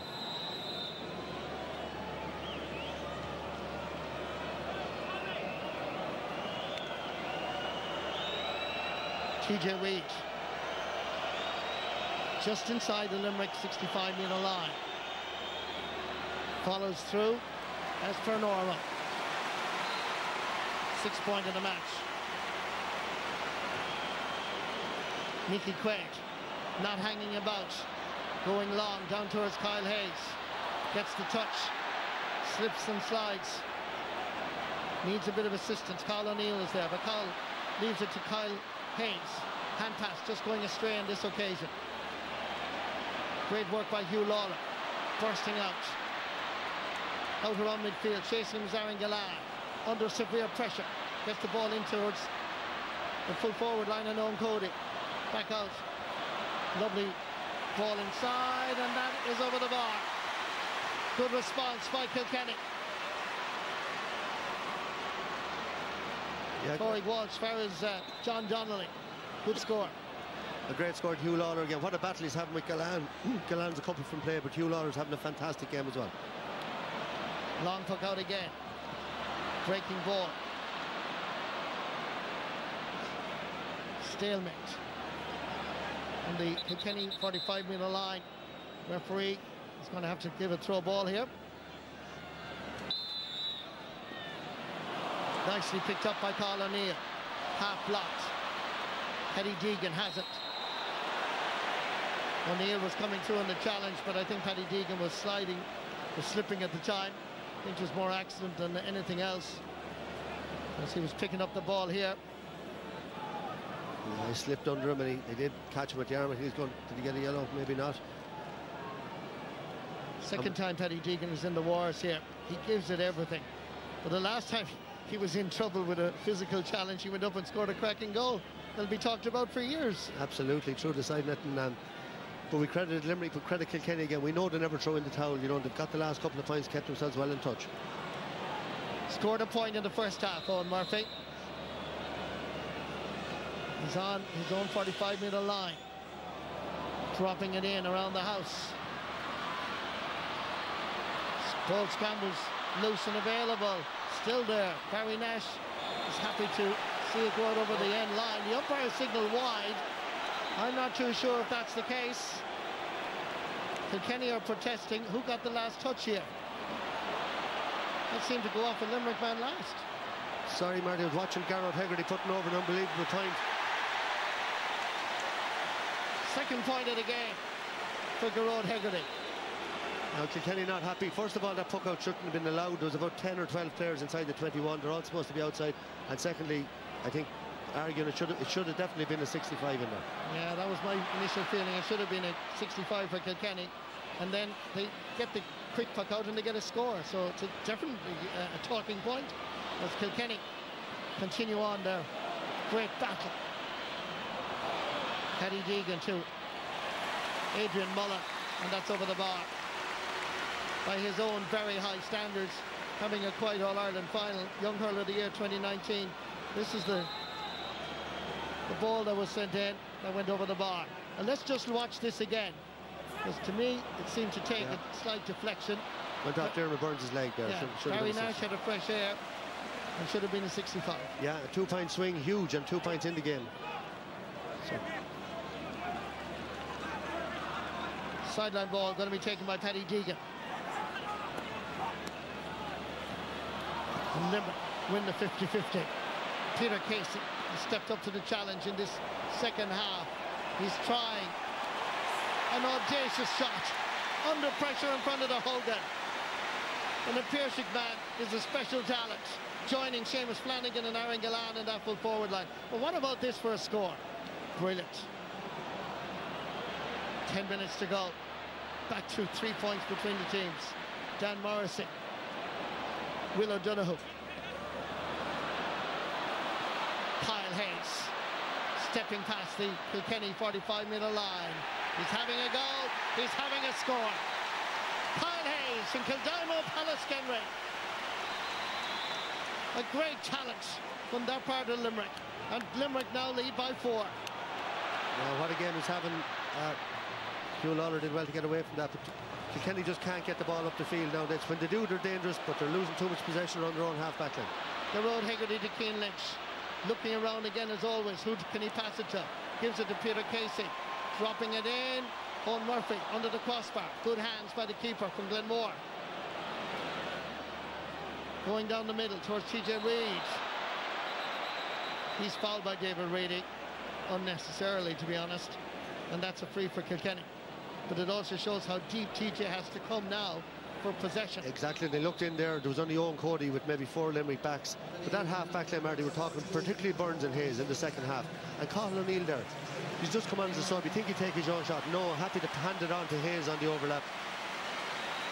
Graham Mulcahy introduced for Seamus Flanagan. All the way from Kilmallock.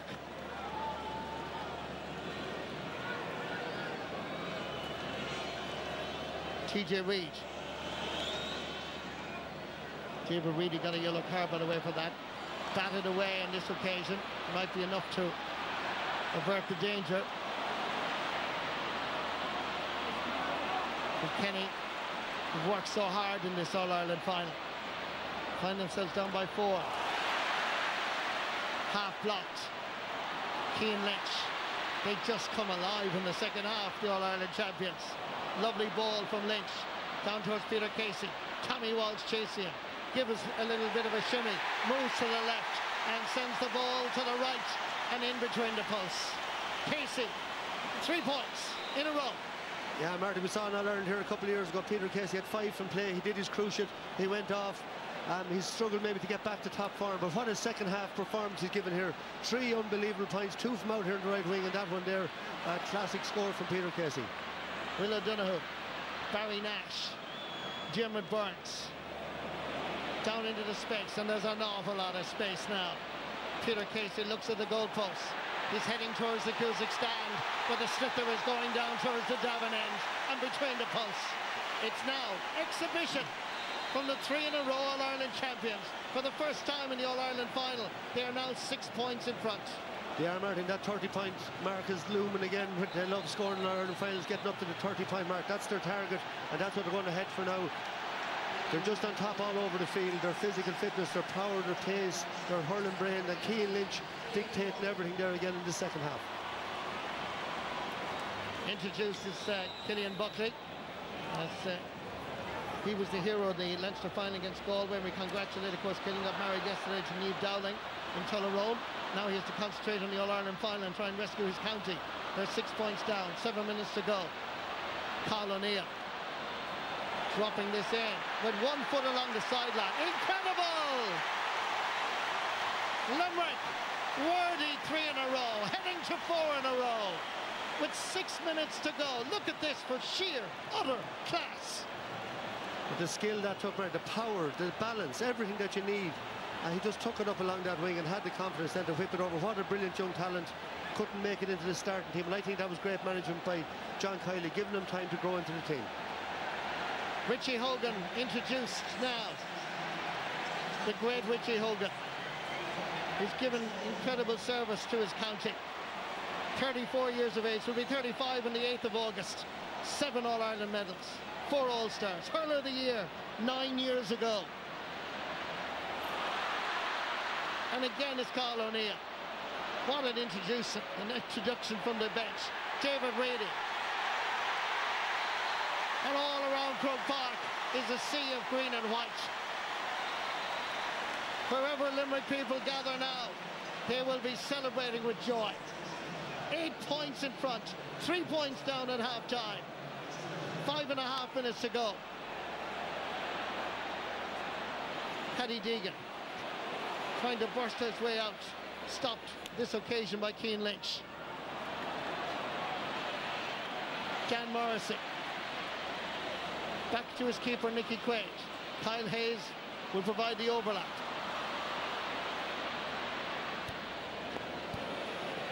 David Reedy has had a much better second half and continues to work hard. Adrian Mullen, shoulder to shoulder. Referee says play on. Barry Nash with Tom Phelan. Challenge on Barry Nash went out over the sideline, and that is going to be, if not a free, maybe a sideline ball. It looks like it's going to be a sideline ball for Kilkenny. It's the first time in the second half, I think, Michael Dignan, we can draw a breath. We can draw a breath, and I'm just looking there, Marty. 11 Limerick players have scored from play, which is incredible, from Barry Nash and Dermot Burns and Kyle Hayes in the half-back line, through Darragh Donovan, Cian Lynch, David Reedy, Hegarty, Morrissey, Casey, Gallan, and then Cathal O'Neill with that wonder scorer. And some of them have been out of their very, very, very top draw. 19 points in the second half. There were only 9 at half-time. That's just unbelievable. It's off the charts, and you know, I can't remember them having a wide. I don't know. One wide in the second half. Yeah. Punch there, keeping the track record for us there. 1 wide in the second half and scores from everywhere. Former Limerick hurler here beside me doing his stats, and they're on the verge of history. They have 3.5 minutes. So there to go as Kilkenny try and get inside. That's deflected out for a 65, and the umpire saw it, and the umpire is giving the 65, and correctly so.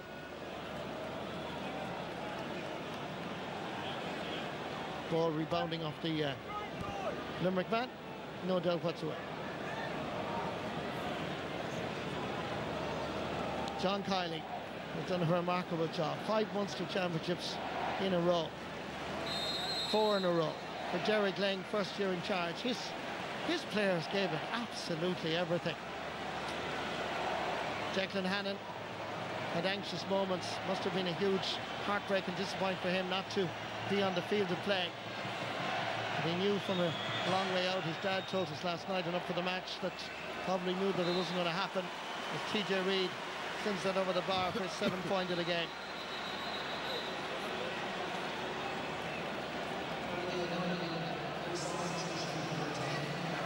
Kenny's first score since the 59 minutes. As Kilkenny make further changes. It's Killian Buckley, I think, is now officially on. I think he was on a moment ago. And Gerard Hegarty is the player that's making way for Limerick. Conor Boylan came in there, Marty, and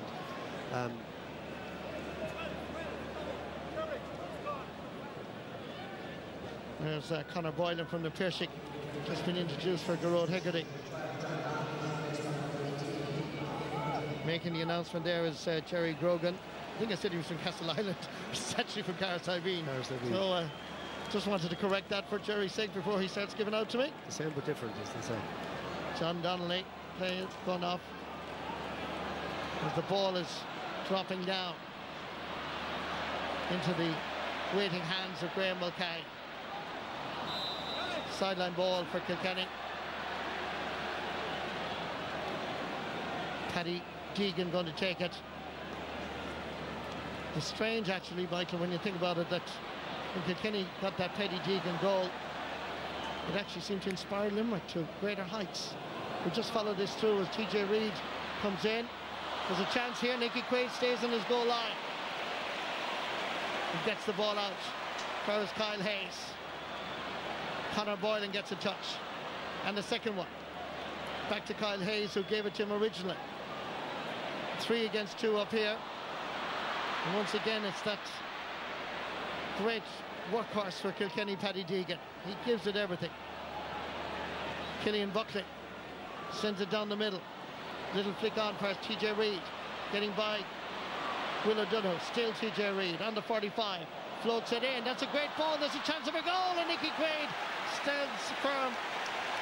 And the David Reedy. From the back is David Reedy, I think. David Reedy got back. Look at the ball by TJ Reid again over the top. Mossy Keown, and look at Reedy in with the block. He tracked the run all the way. Great play. Wonderful work by the centre half forward, who came back tracking on the Kilkenny man, Alan Murphy. At least 3 minutes before the full-time whistle blows. And Limerick make history. Graham Mulcahy is having a go, but a bit optimistic. Ball is wide. 6 wides for Limerick in this All-Ireland final. Adrian Mullen going long. Martin Keown. Kyle Hayes. They have so many potential match winners, Limerick. You can take your pick. Anybody in the full back line, anybody in the half back line, and certainly up front. They are truly worthy All-Ireland champions. Ball comes down into the corner again. Peter Casey, 4 points. Going for his 5th on the turn. The reaction from the crowd says it all. He's having a game and a half, like so many of these Limerick beautiful hurlers that are playing for their county in the green and white. You have to applaud them with this sort of a display. Yeah, but Conor Boylan again, you know, it comes on, the players come on, Conor Boylan, they fit straight into the system. Without Sean Finn, without the great captain Declan Hannum, 2 great players, you know, just get on with it, and put on the second half display. They've scored 20 points now in the second half, as good a display in the second half you'll ever see in an Ireland final. Kilkenny, as always, never giving up, trying to get this across in around the square. Limerick are back there in numbers. Richie Reid lending assistance to the attack. Cian Lynch, Carl O'Neill steps by the challenge as if it wasn't there. Puts it into the space. 1 against 1. Gillard. Good work, great work. Mikey Butler. Great bit of stuff, Mikey Butler. He sure is. And you know, Kilkenny have battled, Marty, all the way through. It's hard to believe. It's only a few minutes ago we were talking about the 2-point swing, the Liam McCarthy. Liam McCarthy is heading to Shannon's side with an 8-point advantage. We are now 45 seconds or thereabout away. Derek Lang will be hugely disappointed, but he has to be proud. Has to to be so proud of a gutsy, wonderful performance by Kilkenny. As the sideline cut is put in, it's across the face of the goal and wide. With John Kiley, 7th year in charge, 13 finals. He's won every single one of them. It's a golden era for Limerick now. Immortality beckons. Martin Keown twists and turns, looking around to see if anybody's available. Richie Hogan trying to get the ball in, but again, Limerick are there physically, standing up. Cian Lynch, 10 seconds to go. Dropping the ball in, dropping it in, and dropping it over the bar. Fantastic. John Kiley, Paul Kinnerk, they know they have it now. We're gone past the 73rd minute. Cork, 4 in a row. 1941, 42, 43, 44. Kilkenny, 2006, 2007, 2008, 2009. Limerick joined the elite of Limerick, joined the elite of hurling by also achieving 4 in a row. They are the All-Ireland champions. They've done it, the Shannonsiders. John Kiley, Paul Kinnerk, Cian Lynch. They've all contributed to a magnificent time. Alan Cunningham from Wolfe Tones in Shannon. Heartbreak for Kilkenny. Green and white, the dominant colours. The joy etched on their faces. From 1973 to 2018, Limerick won no All-Ireland. And then this group of young hurlers from an under-21 team came along with a great manager, John Kiley. And look at what they've done. They have written their own story, their own chapter. Green smoke billows out of Croke Park. Wherever you are in the world, it is Limerick, 4 in a row All-Ireland champions. Limerick, 30 points. Kilkenny, 2 goals and 15. Yeah, Marty, unbelievable. I think, look, the first half, it was probably cagey. You were expecting Limerick to get going, but it didn't happen. 1-9 to 9 at half-time. But I couldn't see coming what happened in that second half. Limerick scored 21 points. Dermot Burns, Kyle Hayes, Cian Lynch, they were the mans that led it, but then they came from everywhere. Peter Casey, 5 from playing that second half. Hegarty came into the game. David Reedy, all over the place, and then Cathal O'Neill came on and scored 2 absolutely fabulous points. One of the great team performances that I've seen in that second half, and what great champions. What great champions, you know, 4 in a row, 21 points to 1-6 in that second half. That says it all. What a performance. Congratulations to one of the greatest teams of all time, if not the greatest team. Well done to Limerick. Derek Lang congratulating John Kiley. Kilkenny gave it absolutely everything. 1-9 to 9 points at half-time, and it ends 30 points. And remember, Paddy Deegan's goal came early in the second half, and you thought, okay, the momentum would swing to the Cats. Well, what a response by the champions. That's it, Marty. I think 10 minutes to go there. That 65 that wasn't given. There was a 2-point swing. There was 22 points to 20 was the score at that stage. And, you know, they were in the game, but that was it. After that, it was 2-14 to 22 that stage. And after that, Limerick just took over and put on an absolute exhibition in that last 10 minutes. Limerick have won 5 Munster Championships in a row, 4 All-Irelands in a row, 5 in 6 years, as well as 3 Alliance League titles.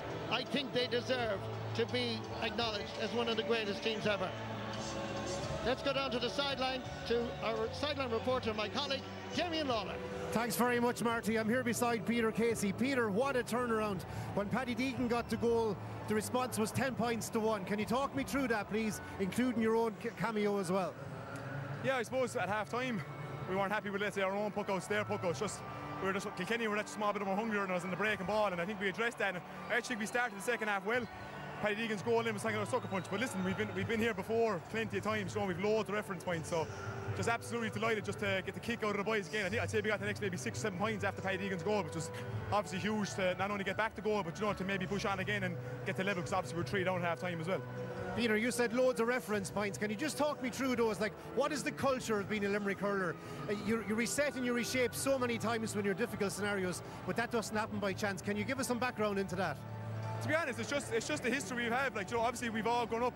Listen, we've been successful underage, we've been unsuccessful. You know, there's been plenty of times we've up and downs through our career as well. But listen, we managed to stick together, and obviously, listen, our backroom team is absolutely phenomenal. I can't speak highly enough of them. You know, Paul Kinnerk, all the lads, John. I'm not going to name everybody here, but it's fantastic just to see, and obviously the lads kicking on there as well. Just brilliant to get over the line. Just Diarmaid Burns grabbed that game by the scruff of the neck, among many others as well. When you see a figure like him doing it, Peter, does it lift the rest of you all over the field? Oh yeah, of course. Like our half back line is well over 6'2", 3", like so.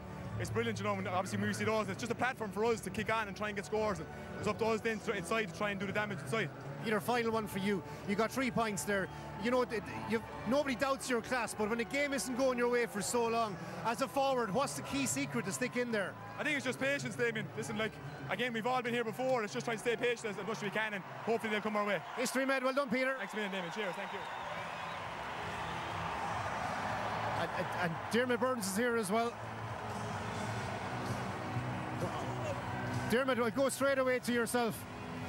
Diarmaid, the game was there to be grabbed by the scruff of the neck. You're one of the guys that stood up and grabbed it. Can you just talk me through what happened after Paddy Deegan's goal? Oh, it's unbelievable. Jesus Christ.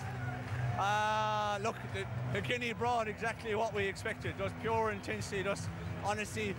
We always speak about the Kilkenny teams in the past, but they're a real replica. They've inherited that. That's just in their DNA, to work hard, and them lads just die in their boots. And we've seen a couple of big moments to step up, and we did across the field in small bits here and there, and we needed a big talk at half time to get us going for the second half, and you kind of see the response in the second half. Lads were just immense there. Saw the response, but Paddy Deegan found space up the left-hand side, got a goal. That could have rattled you guys as well. What was the thought process on the field after that goal went in? Are you blaming me for that, yeah? No, I'm not brave enough to do that. They get one of them. No, they did. That's it. That's the relentless we talk about. And we know that they just don't go away. Look, we got a good few scores in the second half. We brought our game plan, we enforced our game plan, what we're trying to do. And we got a lot more scores. What we want to do. I know, as I said, that goal is an example of what they can do. And you never switch off for these boys. What your teammates enjoyed. Well done, Diarmaid. Back to you, Joanne. And hasn't he earned the chance to enjoy it as well? What a leader, Diarmaid Burns, the current hurler of the year, and what a performance in this All-Ireland final, which means that Limerick have joined Kilkenny and the Cork team from the 40s in winning 4 in a row. Liam, you were obviously there the day that Kilkenny did it. We didn't think that this would happen possibly again, but certainly not so soon. Look, it's a real mark of champions, Joanne, the way they went about their business in that second half. They were dealt a huge blow, and full credit Paddy Deegan. He was knocked over here, and all of a sudden he's up and he's banging the ball into the back of the net. But the way that team reacted, you felt like every time Owen Murphy had the ball and he poked it was like hitting it up against the wall. But the problem was the ball, it was coming off the wall and it was coming back with interest. And I mean, their performance for that 10 or 15 minutes in the second half, where they grabbed the game by the scruff of the neck, it actually was a joy to watch. And they're true champions. The way they've gone about their business today, Kilkenny, valiant as always in their efforts, but just couldn't do any more. True champions for the 4th year running. Let's see them get Liam McCarthy once again with Marty. Wonderful scenes of joy and happiness around Croke Park. Tears of joy there, captured in that close-up shot of John Kiley. Larry McCarthy, president of the GA, presenting the Liam McCarthy Cup now. Cogardicus le Limnock, Dimmershivka Sarwan, you've 4 in a row, gentlemen, is a magnificent achievement. Congratulations.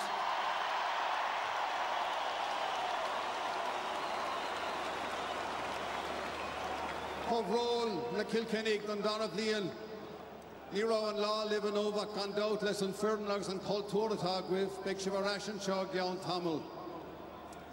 Ladies and gentlemen, please give referee John Keenan from Ockram and his team of officials a round of applause for their contribution to today's game.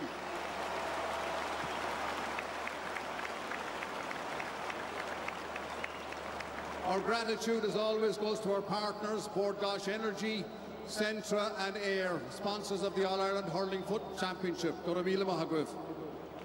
And as a wonderful inter-county season comes to a close, we now start the club championship season.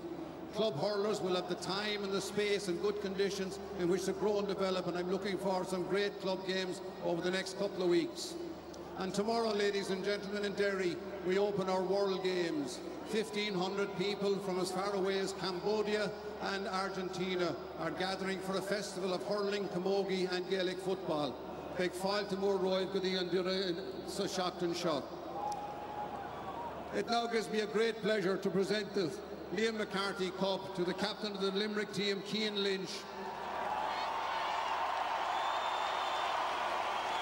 who becomes the first man from the well to receive the McCarthy Cup, Cogardicus. Limerick win their 12th All-Ireland title and join the Cork team of 1941-44, a team that had former Taoiseach Jack Lynch, and the Kilkenny team of 2006-2009 that contained the King Henry. Limerick have a team of leaders, but none more so than Declan Hannon, who missed out on playing today, and Cian Lynch steps in to lift the Liam McCarthy Cup right beside Declan Hannon. Limerick All-Ireland champions for the 4th year in a row, 2023. Tá ná Sarman Yov, chun an Curran Shaw Glocka, Son Fuirin, Limna!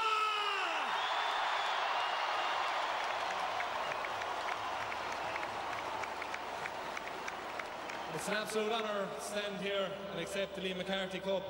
And I suppose looking down at these group of men in front of me, panel of 37 lads, the sheer honesty shown over the last number of years, last number of months. I suppose from the outside in, we may look like a team, but we're a family. We stand by each other the bad days, and even more so in the good days. And I suppose I want to pay a special tribute to a few of our men who were unfortunate to miss out. Jimmy Quilty, Sean Finn, Rich English, Mark Quinlan, and of course our captain, Declan Hannon.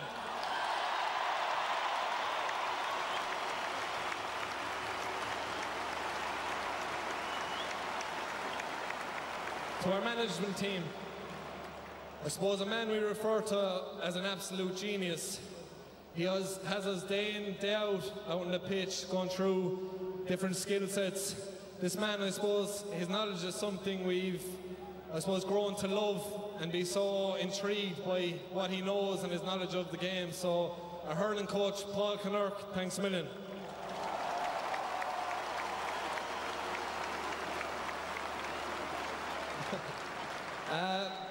Our strength and conditioning coach, I suppose he has a tough old job at times. A few of us came back in the winter a bit on the wrong side of the scale, but Carver Caherlan, thanks a million.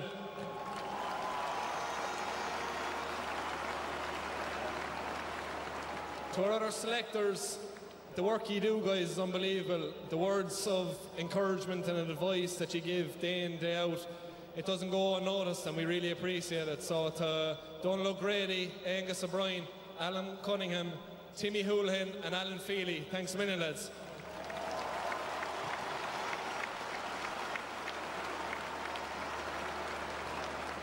A special group of people who I suppose I've worked closely with over the last year, and they're unbelievable how they've dealt with whether it's a little niggle, whether it's a serious injury, but to our medical team led by Dr. James Ryan, physios Mark Melbourne, Shawnee McAuliffe and Amy O'Mahony. You're unbelievable, lads. You left no stone unturned, so thanks a lot.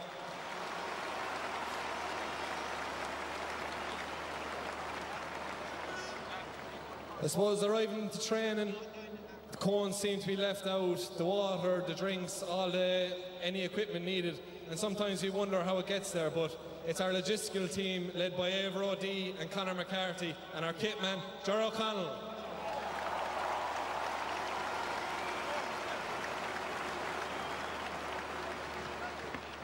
Our team performance coach, I suppose a group of lads, 36, 37 men panel with backroom team.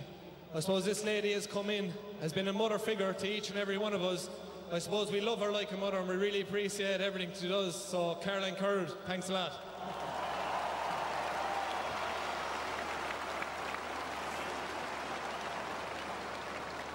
The stats we get week in, week out is unbelievable, lads, and I suppose led by statsman Shawnee O'Donnell, the work you put in, Shawnee, week in, week out, following games, following training sessions, no matter what it might be, we really appreciate your work. And to the guys, Kieran Hickey, Rory Maher, Dinny Ahern, Dara O'Grady and Conor Ahern, thanks a million, lads, your work is unreal.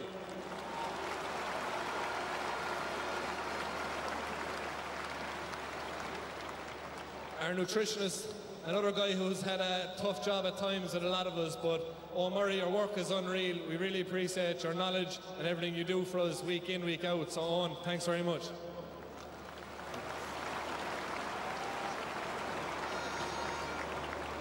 Behind every team, there's a leader.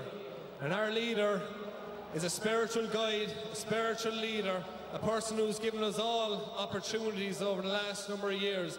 A man, I suppose, we look to for great guide, support, week in, week out. So John Kiley, thanks a million.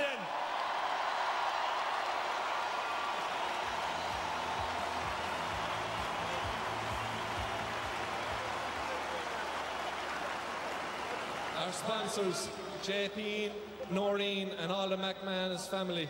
The work you do for ourselves as a team, the people of Limerick and people all around the country. Your work is unbelievable, guys, so thanks a million for all your support.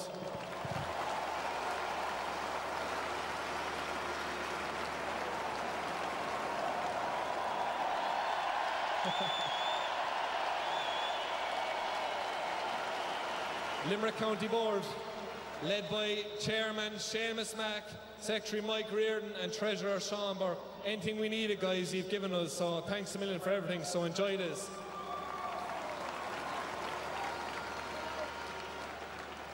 To the players' families, wives, partners, brothers and sisters, I suppose you have to deal with us on the dark evenings in January, February when we come home. Training mightn't have gone so well, our moods mightn't be great, so thanks very much for standing by us, so enjoy this as much as we will.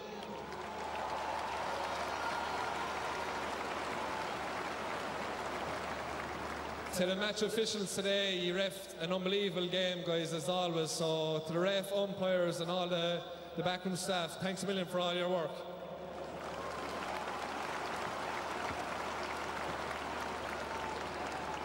To Kilkenny lads, I suppose we've had unbelievable battles down through the years. You're a team we respect, both on the pitch and off the pitch. How you carry yourselves, how you've set this game in stone, and we look to you for, I suppose, how you've gone on and continue to keep fighting back and keep pushing. So Kilkenny, thanks a million, fair play to you.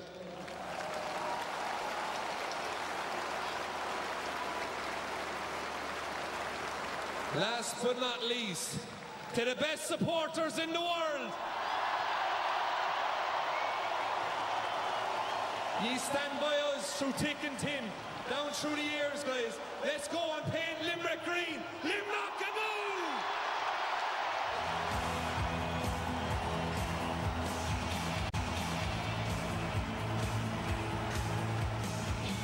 And the Cranberries ring out once again around Croke Park. Something lovely about Cian Lynch, 12 months after he was brought up on crutches to help Declan Hannon accept Liam McCarthy, that the roles are in reverse. I'm sure they much prefer Donal Logue, but both of them were obviously on the pitch. But what a return to action for the man. Number 9 on his back, but he played a lot of that at the centre forward position. Yeah, what a performance. What a performance out the whole lot of them.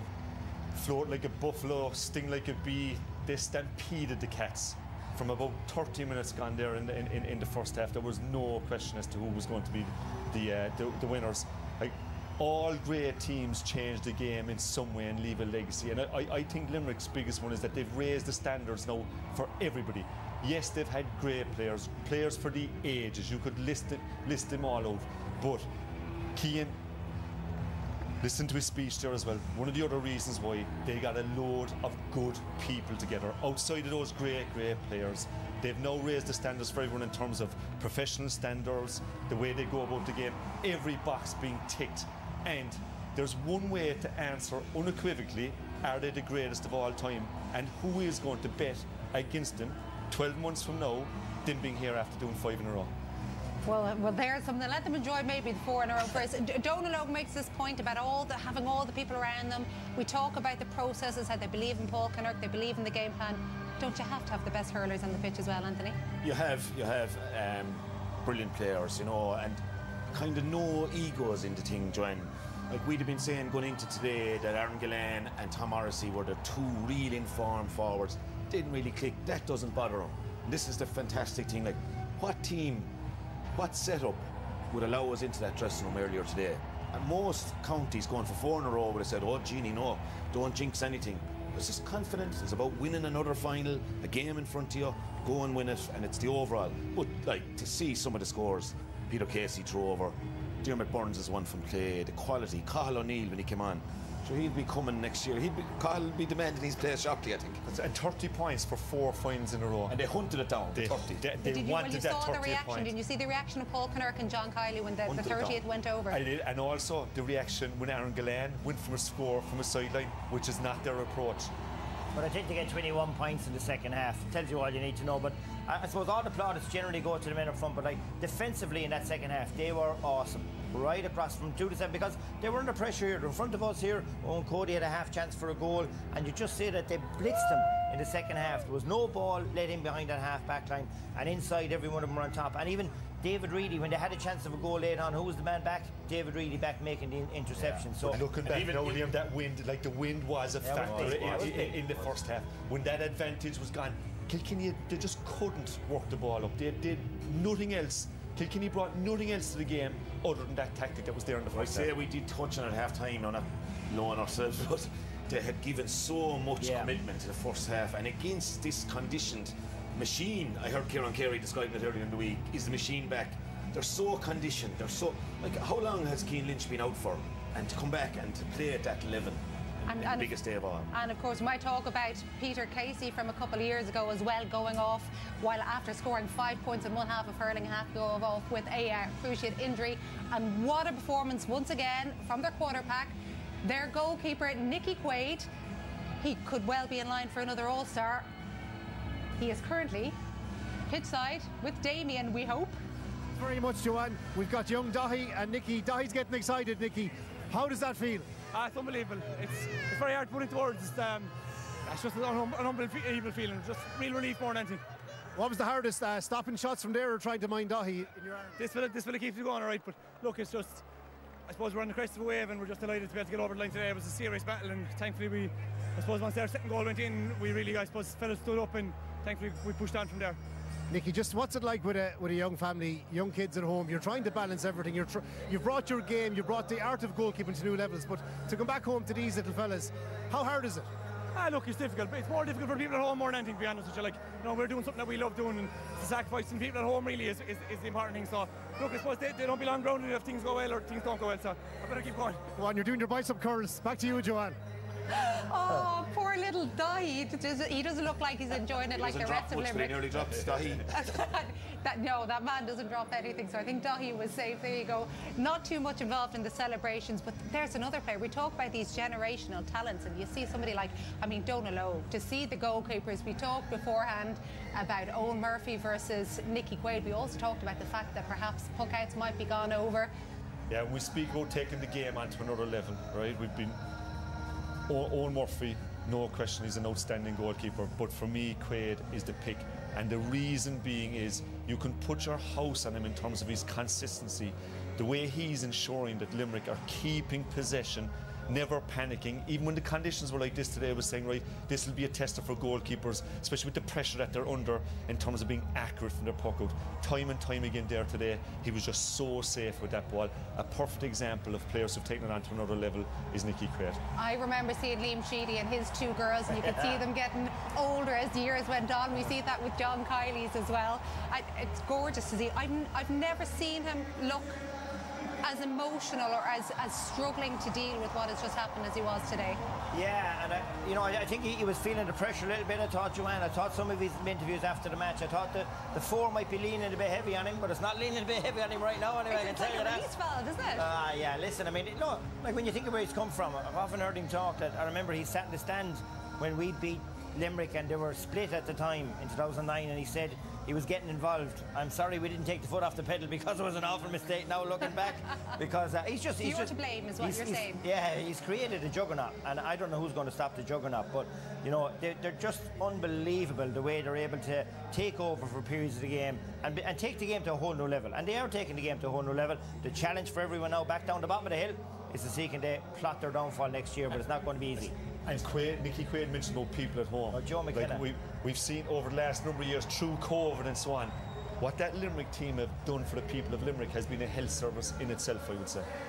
Just to see himself, he's there with JP, I suppose, but just a moment ago with Joe McKenna, and they just to maybe explain to people who don't know the role Joe McKenna has played with this Limerick team. Yeah, Joe would have started I suppose when things were bad and John decided to get involved, Joe would have headed up the academy, and you know, they'd have set standards that were unbelievably high for a lot of people involved, and said, you know, this isn't realistic. But I suppose with a bit of backing, you know, and quality all the time being asked for, you know, it's produced a lot of very good players. And then when you get a man as grounded as Kylie to take it on, like you and me, Kylie, in a couple of weeks' time, if we're lucky enough to meet him, we'll have a pint with him there, Joanne. You wouldn't know the man had won 1 All-Ireland, never mind 5. You know, he's just the most grounded, sound man you'll meet, and I'd be delighted for him. I'd be liking someone else maybe to win it next year, but at the same time, I wouldn't take it away from what they've achieved. Now, I wonder who you wouldn't mind having stepping up those steps next week. I'm talking to Liam here, getting tactics ready. Well, we saw the piece at the very start. There was that beautiful piece with Ciarán Carey and Aidan Fogarty, and the one thing was achieving that greatness and this immortality and what it takes to come back and reach those standards time and time again, and not necessarily perhaps peak, but still get over the line. Yeah, and I think also, you know, go back to Kilkenny in that period where they were very dominant. And look, irrespective of many teams are in Leinster, but you couldn't say they had to go and plot their journey, anything like that this team has had to do. You know, if you leave aside the COVID years, I mean, Munster Championship, they've got to play the 4-round robins, they had to go into quarter-final in 80 and then work their way through. And like they had to play massive matches in Munster. They were touch and go. If Cork had to get them, they were potentially out of the championship.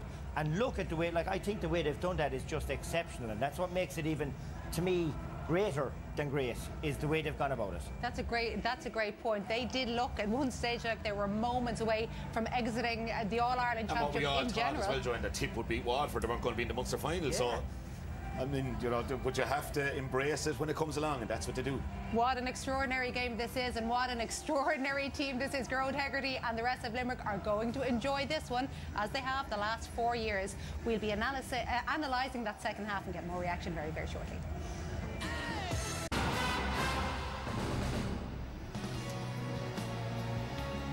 So much to talk about, including history on tonight's Sunday game. Jackie is with her panel from 9:30. Next Sunday, it's All-Ireland football final time. The most wide-open championship in years, giving us a Dublin-Kerry final. Join us from 2:30 for that. In the heart of Limerick, this is Perry Square. This is the full-time whistle as Limerick claim 4 All-Irelands in a row. Back in September of 2016, when Limerick appointed John Kiley as their manager, did they know that he was going to produce some history? Let's hear from the manager now. John, greatness in that second half once more. Just that 10 points to 1 after the Egan's goal. Just incredible shooting. Yeah, I suppose, listen, we've been very strong quarter 3 all year, and, you know, we needed to be. If there ever was a day, because, you know, we probably struggled through the first half, being honest about it. Energy levels, we found it hard to get up to where we need them to be. And listen, all credit to Kilkenny. They brought a ferocious intensity in the first 28, 29 minutes of the game, and we found it very difficult to live with it. And, you know, they turned us over on numerous occasions, and as a result got great scores out of that. I think they got like 1-3 out of turnover. So, you know, that and their puck out, you know, we were struggling in areas. So we had to regroup at half-time. But as I said earlier, you know, quarter 3, we depended on it this year, and we really depended on it today. John, you were saying maybe a bit flat in the first half. When Deegan got the goal, there was space down the left wing, and they found a bit of space. How suddenly do you spark then? Do you go back to your points of reference the whole time? How do you turn the screw from there? Listen, it's down to the players, totally and utterly. We have zero impact on the side, and it's so hard. But the lads, to be fair, I think they showed great, you know, calmness. You know, they were measured in what they were doing. They just trusted in themselves and in the process. And I know that might sound boring, but it's so important to stick to it, because if you go away from it, the whole thing falls away. And they just kept chawing away at it. And I think they wore them out in the finish, you know. John, you were saying it's down to the players, but the culture that you said as management, what does it mean for you to be a Limerick hurler? What are the values that you have to show day in, day out, week in, week out, and year in, year out? Listen, this bunch of men are just incredible, you know. They're just so honest. Every single day they go out, you know you're going to get whatever is inside in the tank. And that means a huge amount from a management perspective. I suppose the other part that they're really strong in, there's a huge togetherness there, and they will die for each other, literally on the pitch if they can at all. And they do it on the training field week in, week out. And I suppose the third thing I'd say is they're good at adjusting on the hoof themselves. You know, they're able to figure stuff out. And as I said, they will stick to the process, they stick to what they're good at, and they will depend on that. Last year you had a couple of top forwards missing. This year you had 3 of your top 7 backs out. Just doesn't matter that you find a way. Does it go down to maybe your outlook? No, listen, it goes back to what we are as a team. You know, we're never dependent on individuals. We never to speak about anything collectively in our own setup in terms of individuals. It's all about the collective. And I never worry about men, you know, being dropping out because of injury. Because I think it's great that the next fella can step up and take the opportunity, because he's busting his ass waiting to get that chance. So, you know, and that goes back to the togetherness piece again. The lads trust the boys to come on and do that. 30 points in this weather. Enjoy it all, John. It was some shooting. Yeah, thank you very much indeed. Delighted. Thank you very much. They keep hammering that message home, don't they? It's not about the individual players, it's about the team. I do notice Cian Lynch has a slitter that he has clearly put into his shorts to keep presumably the match-winning slitter for the historic time. Final whistle, he must have been having it in his hand. And he's not letting anybody, not letting anybody next or near. What a game he had, though. But it's all about this collective, isn't it? Time and time again. It is, Joanne, and that's, you know, you just listen to John there, sure, it's nearly what we were after saying about him, like, you know, that's what it's all about for them. There's no ego, and there wouldn't be ego allowed, I'd say. That's the way it is. Like, but you know, John, it's very easy to talk about it, but actually to see it play out is where the magic happens. Because, you know, like Cathal O'Neill sat there today after scoring 110 in the championship to date, and another fella would be going around with a long jaw on him saying, why, poor me, why ain't I starting? He came onto that pitch today like a man possessed and cracked over 2 wonderful points and was able to finish the job. And you know, David Reedy last year was doing the same thing. That's not an easy thing to do. It's not tolerated. Do you know what I mean? That's the thing. It's a bit like Cody's 4 in a row. Yeah. It's not tolerated. If you want to sulk, you won't be in the 26. But the great thing is they don't sulk. So you don't see people walking away. You don't see, like in some panels now, you see them toddling off there and they say, I'm not getting the game. Not in Limerick, and I think that's his biggest strength, is that way he's built that collective in Limerick. I think it's a real, I suppose, yes to John Kiley in terms of what he's done with that group. And imagine one of the greatest defenders we'll ever see there, Sean Finn, not even able to play, and he was one of the key men for them last year in their battle against Owen Cody. And then we saw Mike Casey a moment ago, Donal Óg, given a tough time when he was the man on Owen Cody. Now, Owen Cody did switch around in the forward line. The way he recovered as well in that second half. There's a couple of consistencies you hear from all of the Limerick camp. Process, energy. We've heard him saying that now a couple of times. And I think he said there that they figure it out on the hoof. That to me is the greatest compliment that we can make to this Limerick team over the last number of years, in that, yes, we know that they've got brilliant coaches, brilliant management, brilliant setup, but their players have the ability to problem solve on the go. And they've done it too many times for it just to be words. There's too much evidence there to say that they're the best we've seen at that aspect of the game. OK, well, we've already seen Nicky with Dahi. I believe Aaron Gillane has an absolute gaggle around him as he speaks with Damien. Yeah, Joanne, half of Patrick's well is here with Aaron. Aaron, you're a role model for these kids. How much does it mean to be wearing the Limerick jersey, all of you today? It's unbelievable. Look, I see these lads most days when I go down the village if I'm going to the shop or something. So I'm supposed to be able to share a moment like this with them.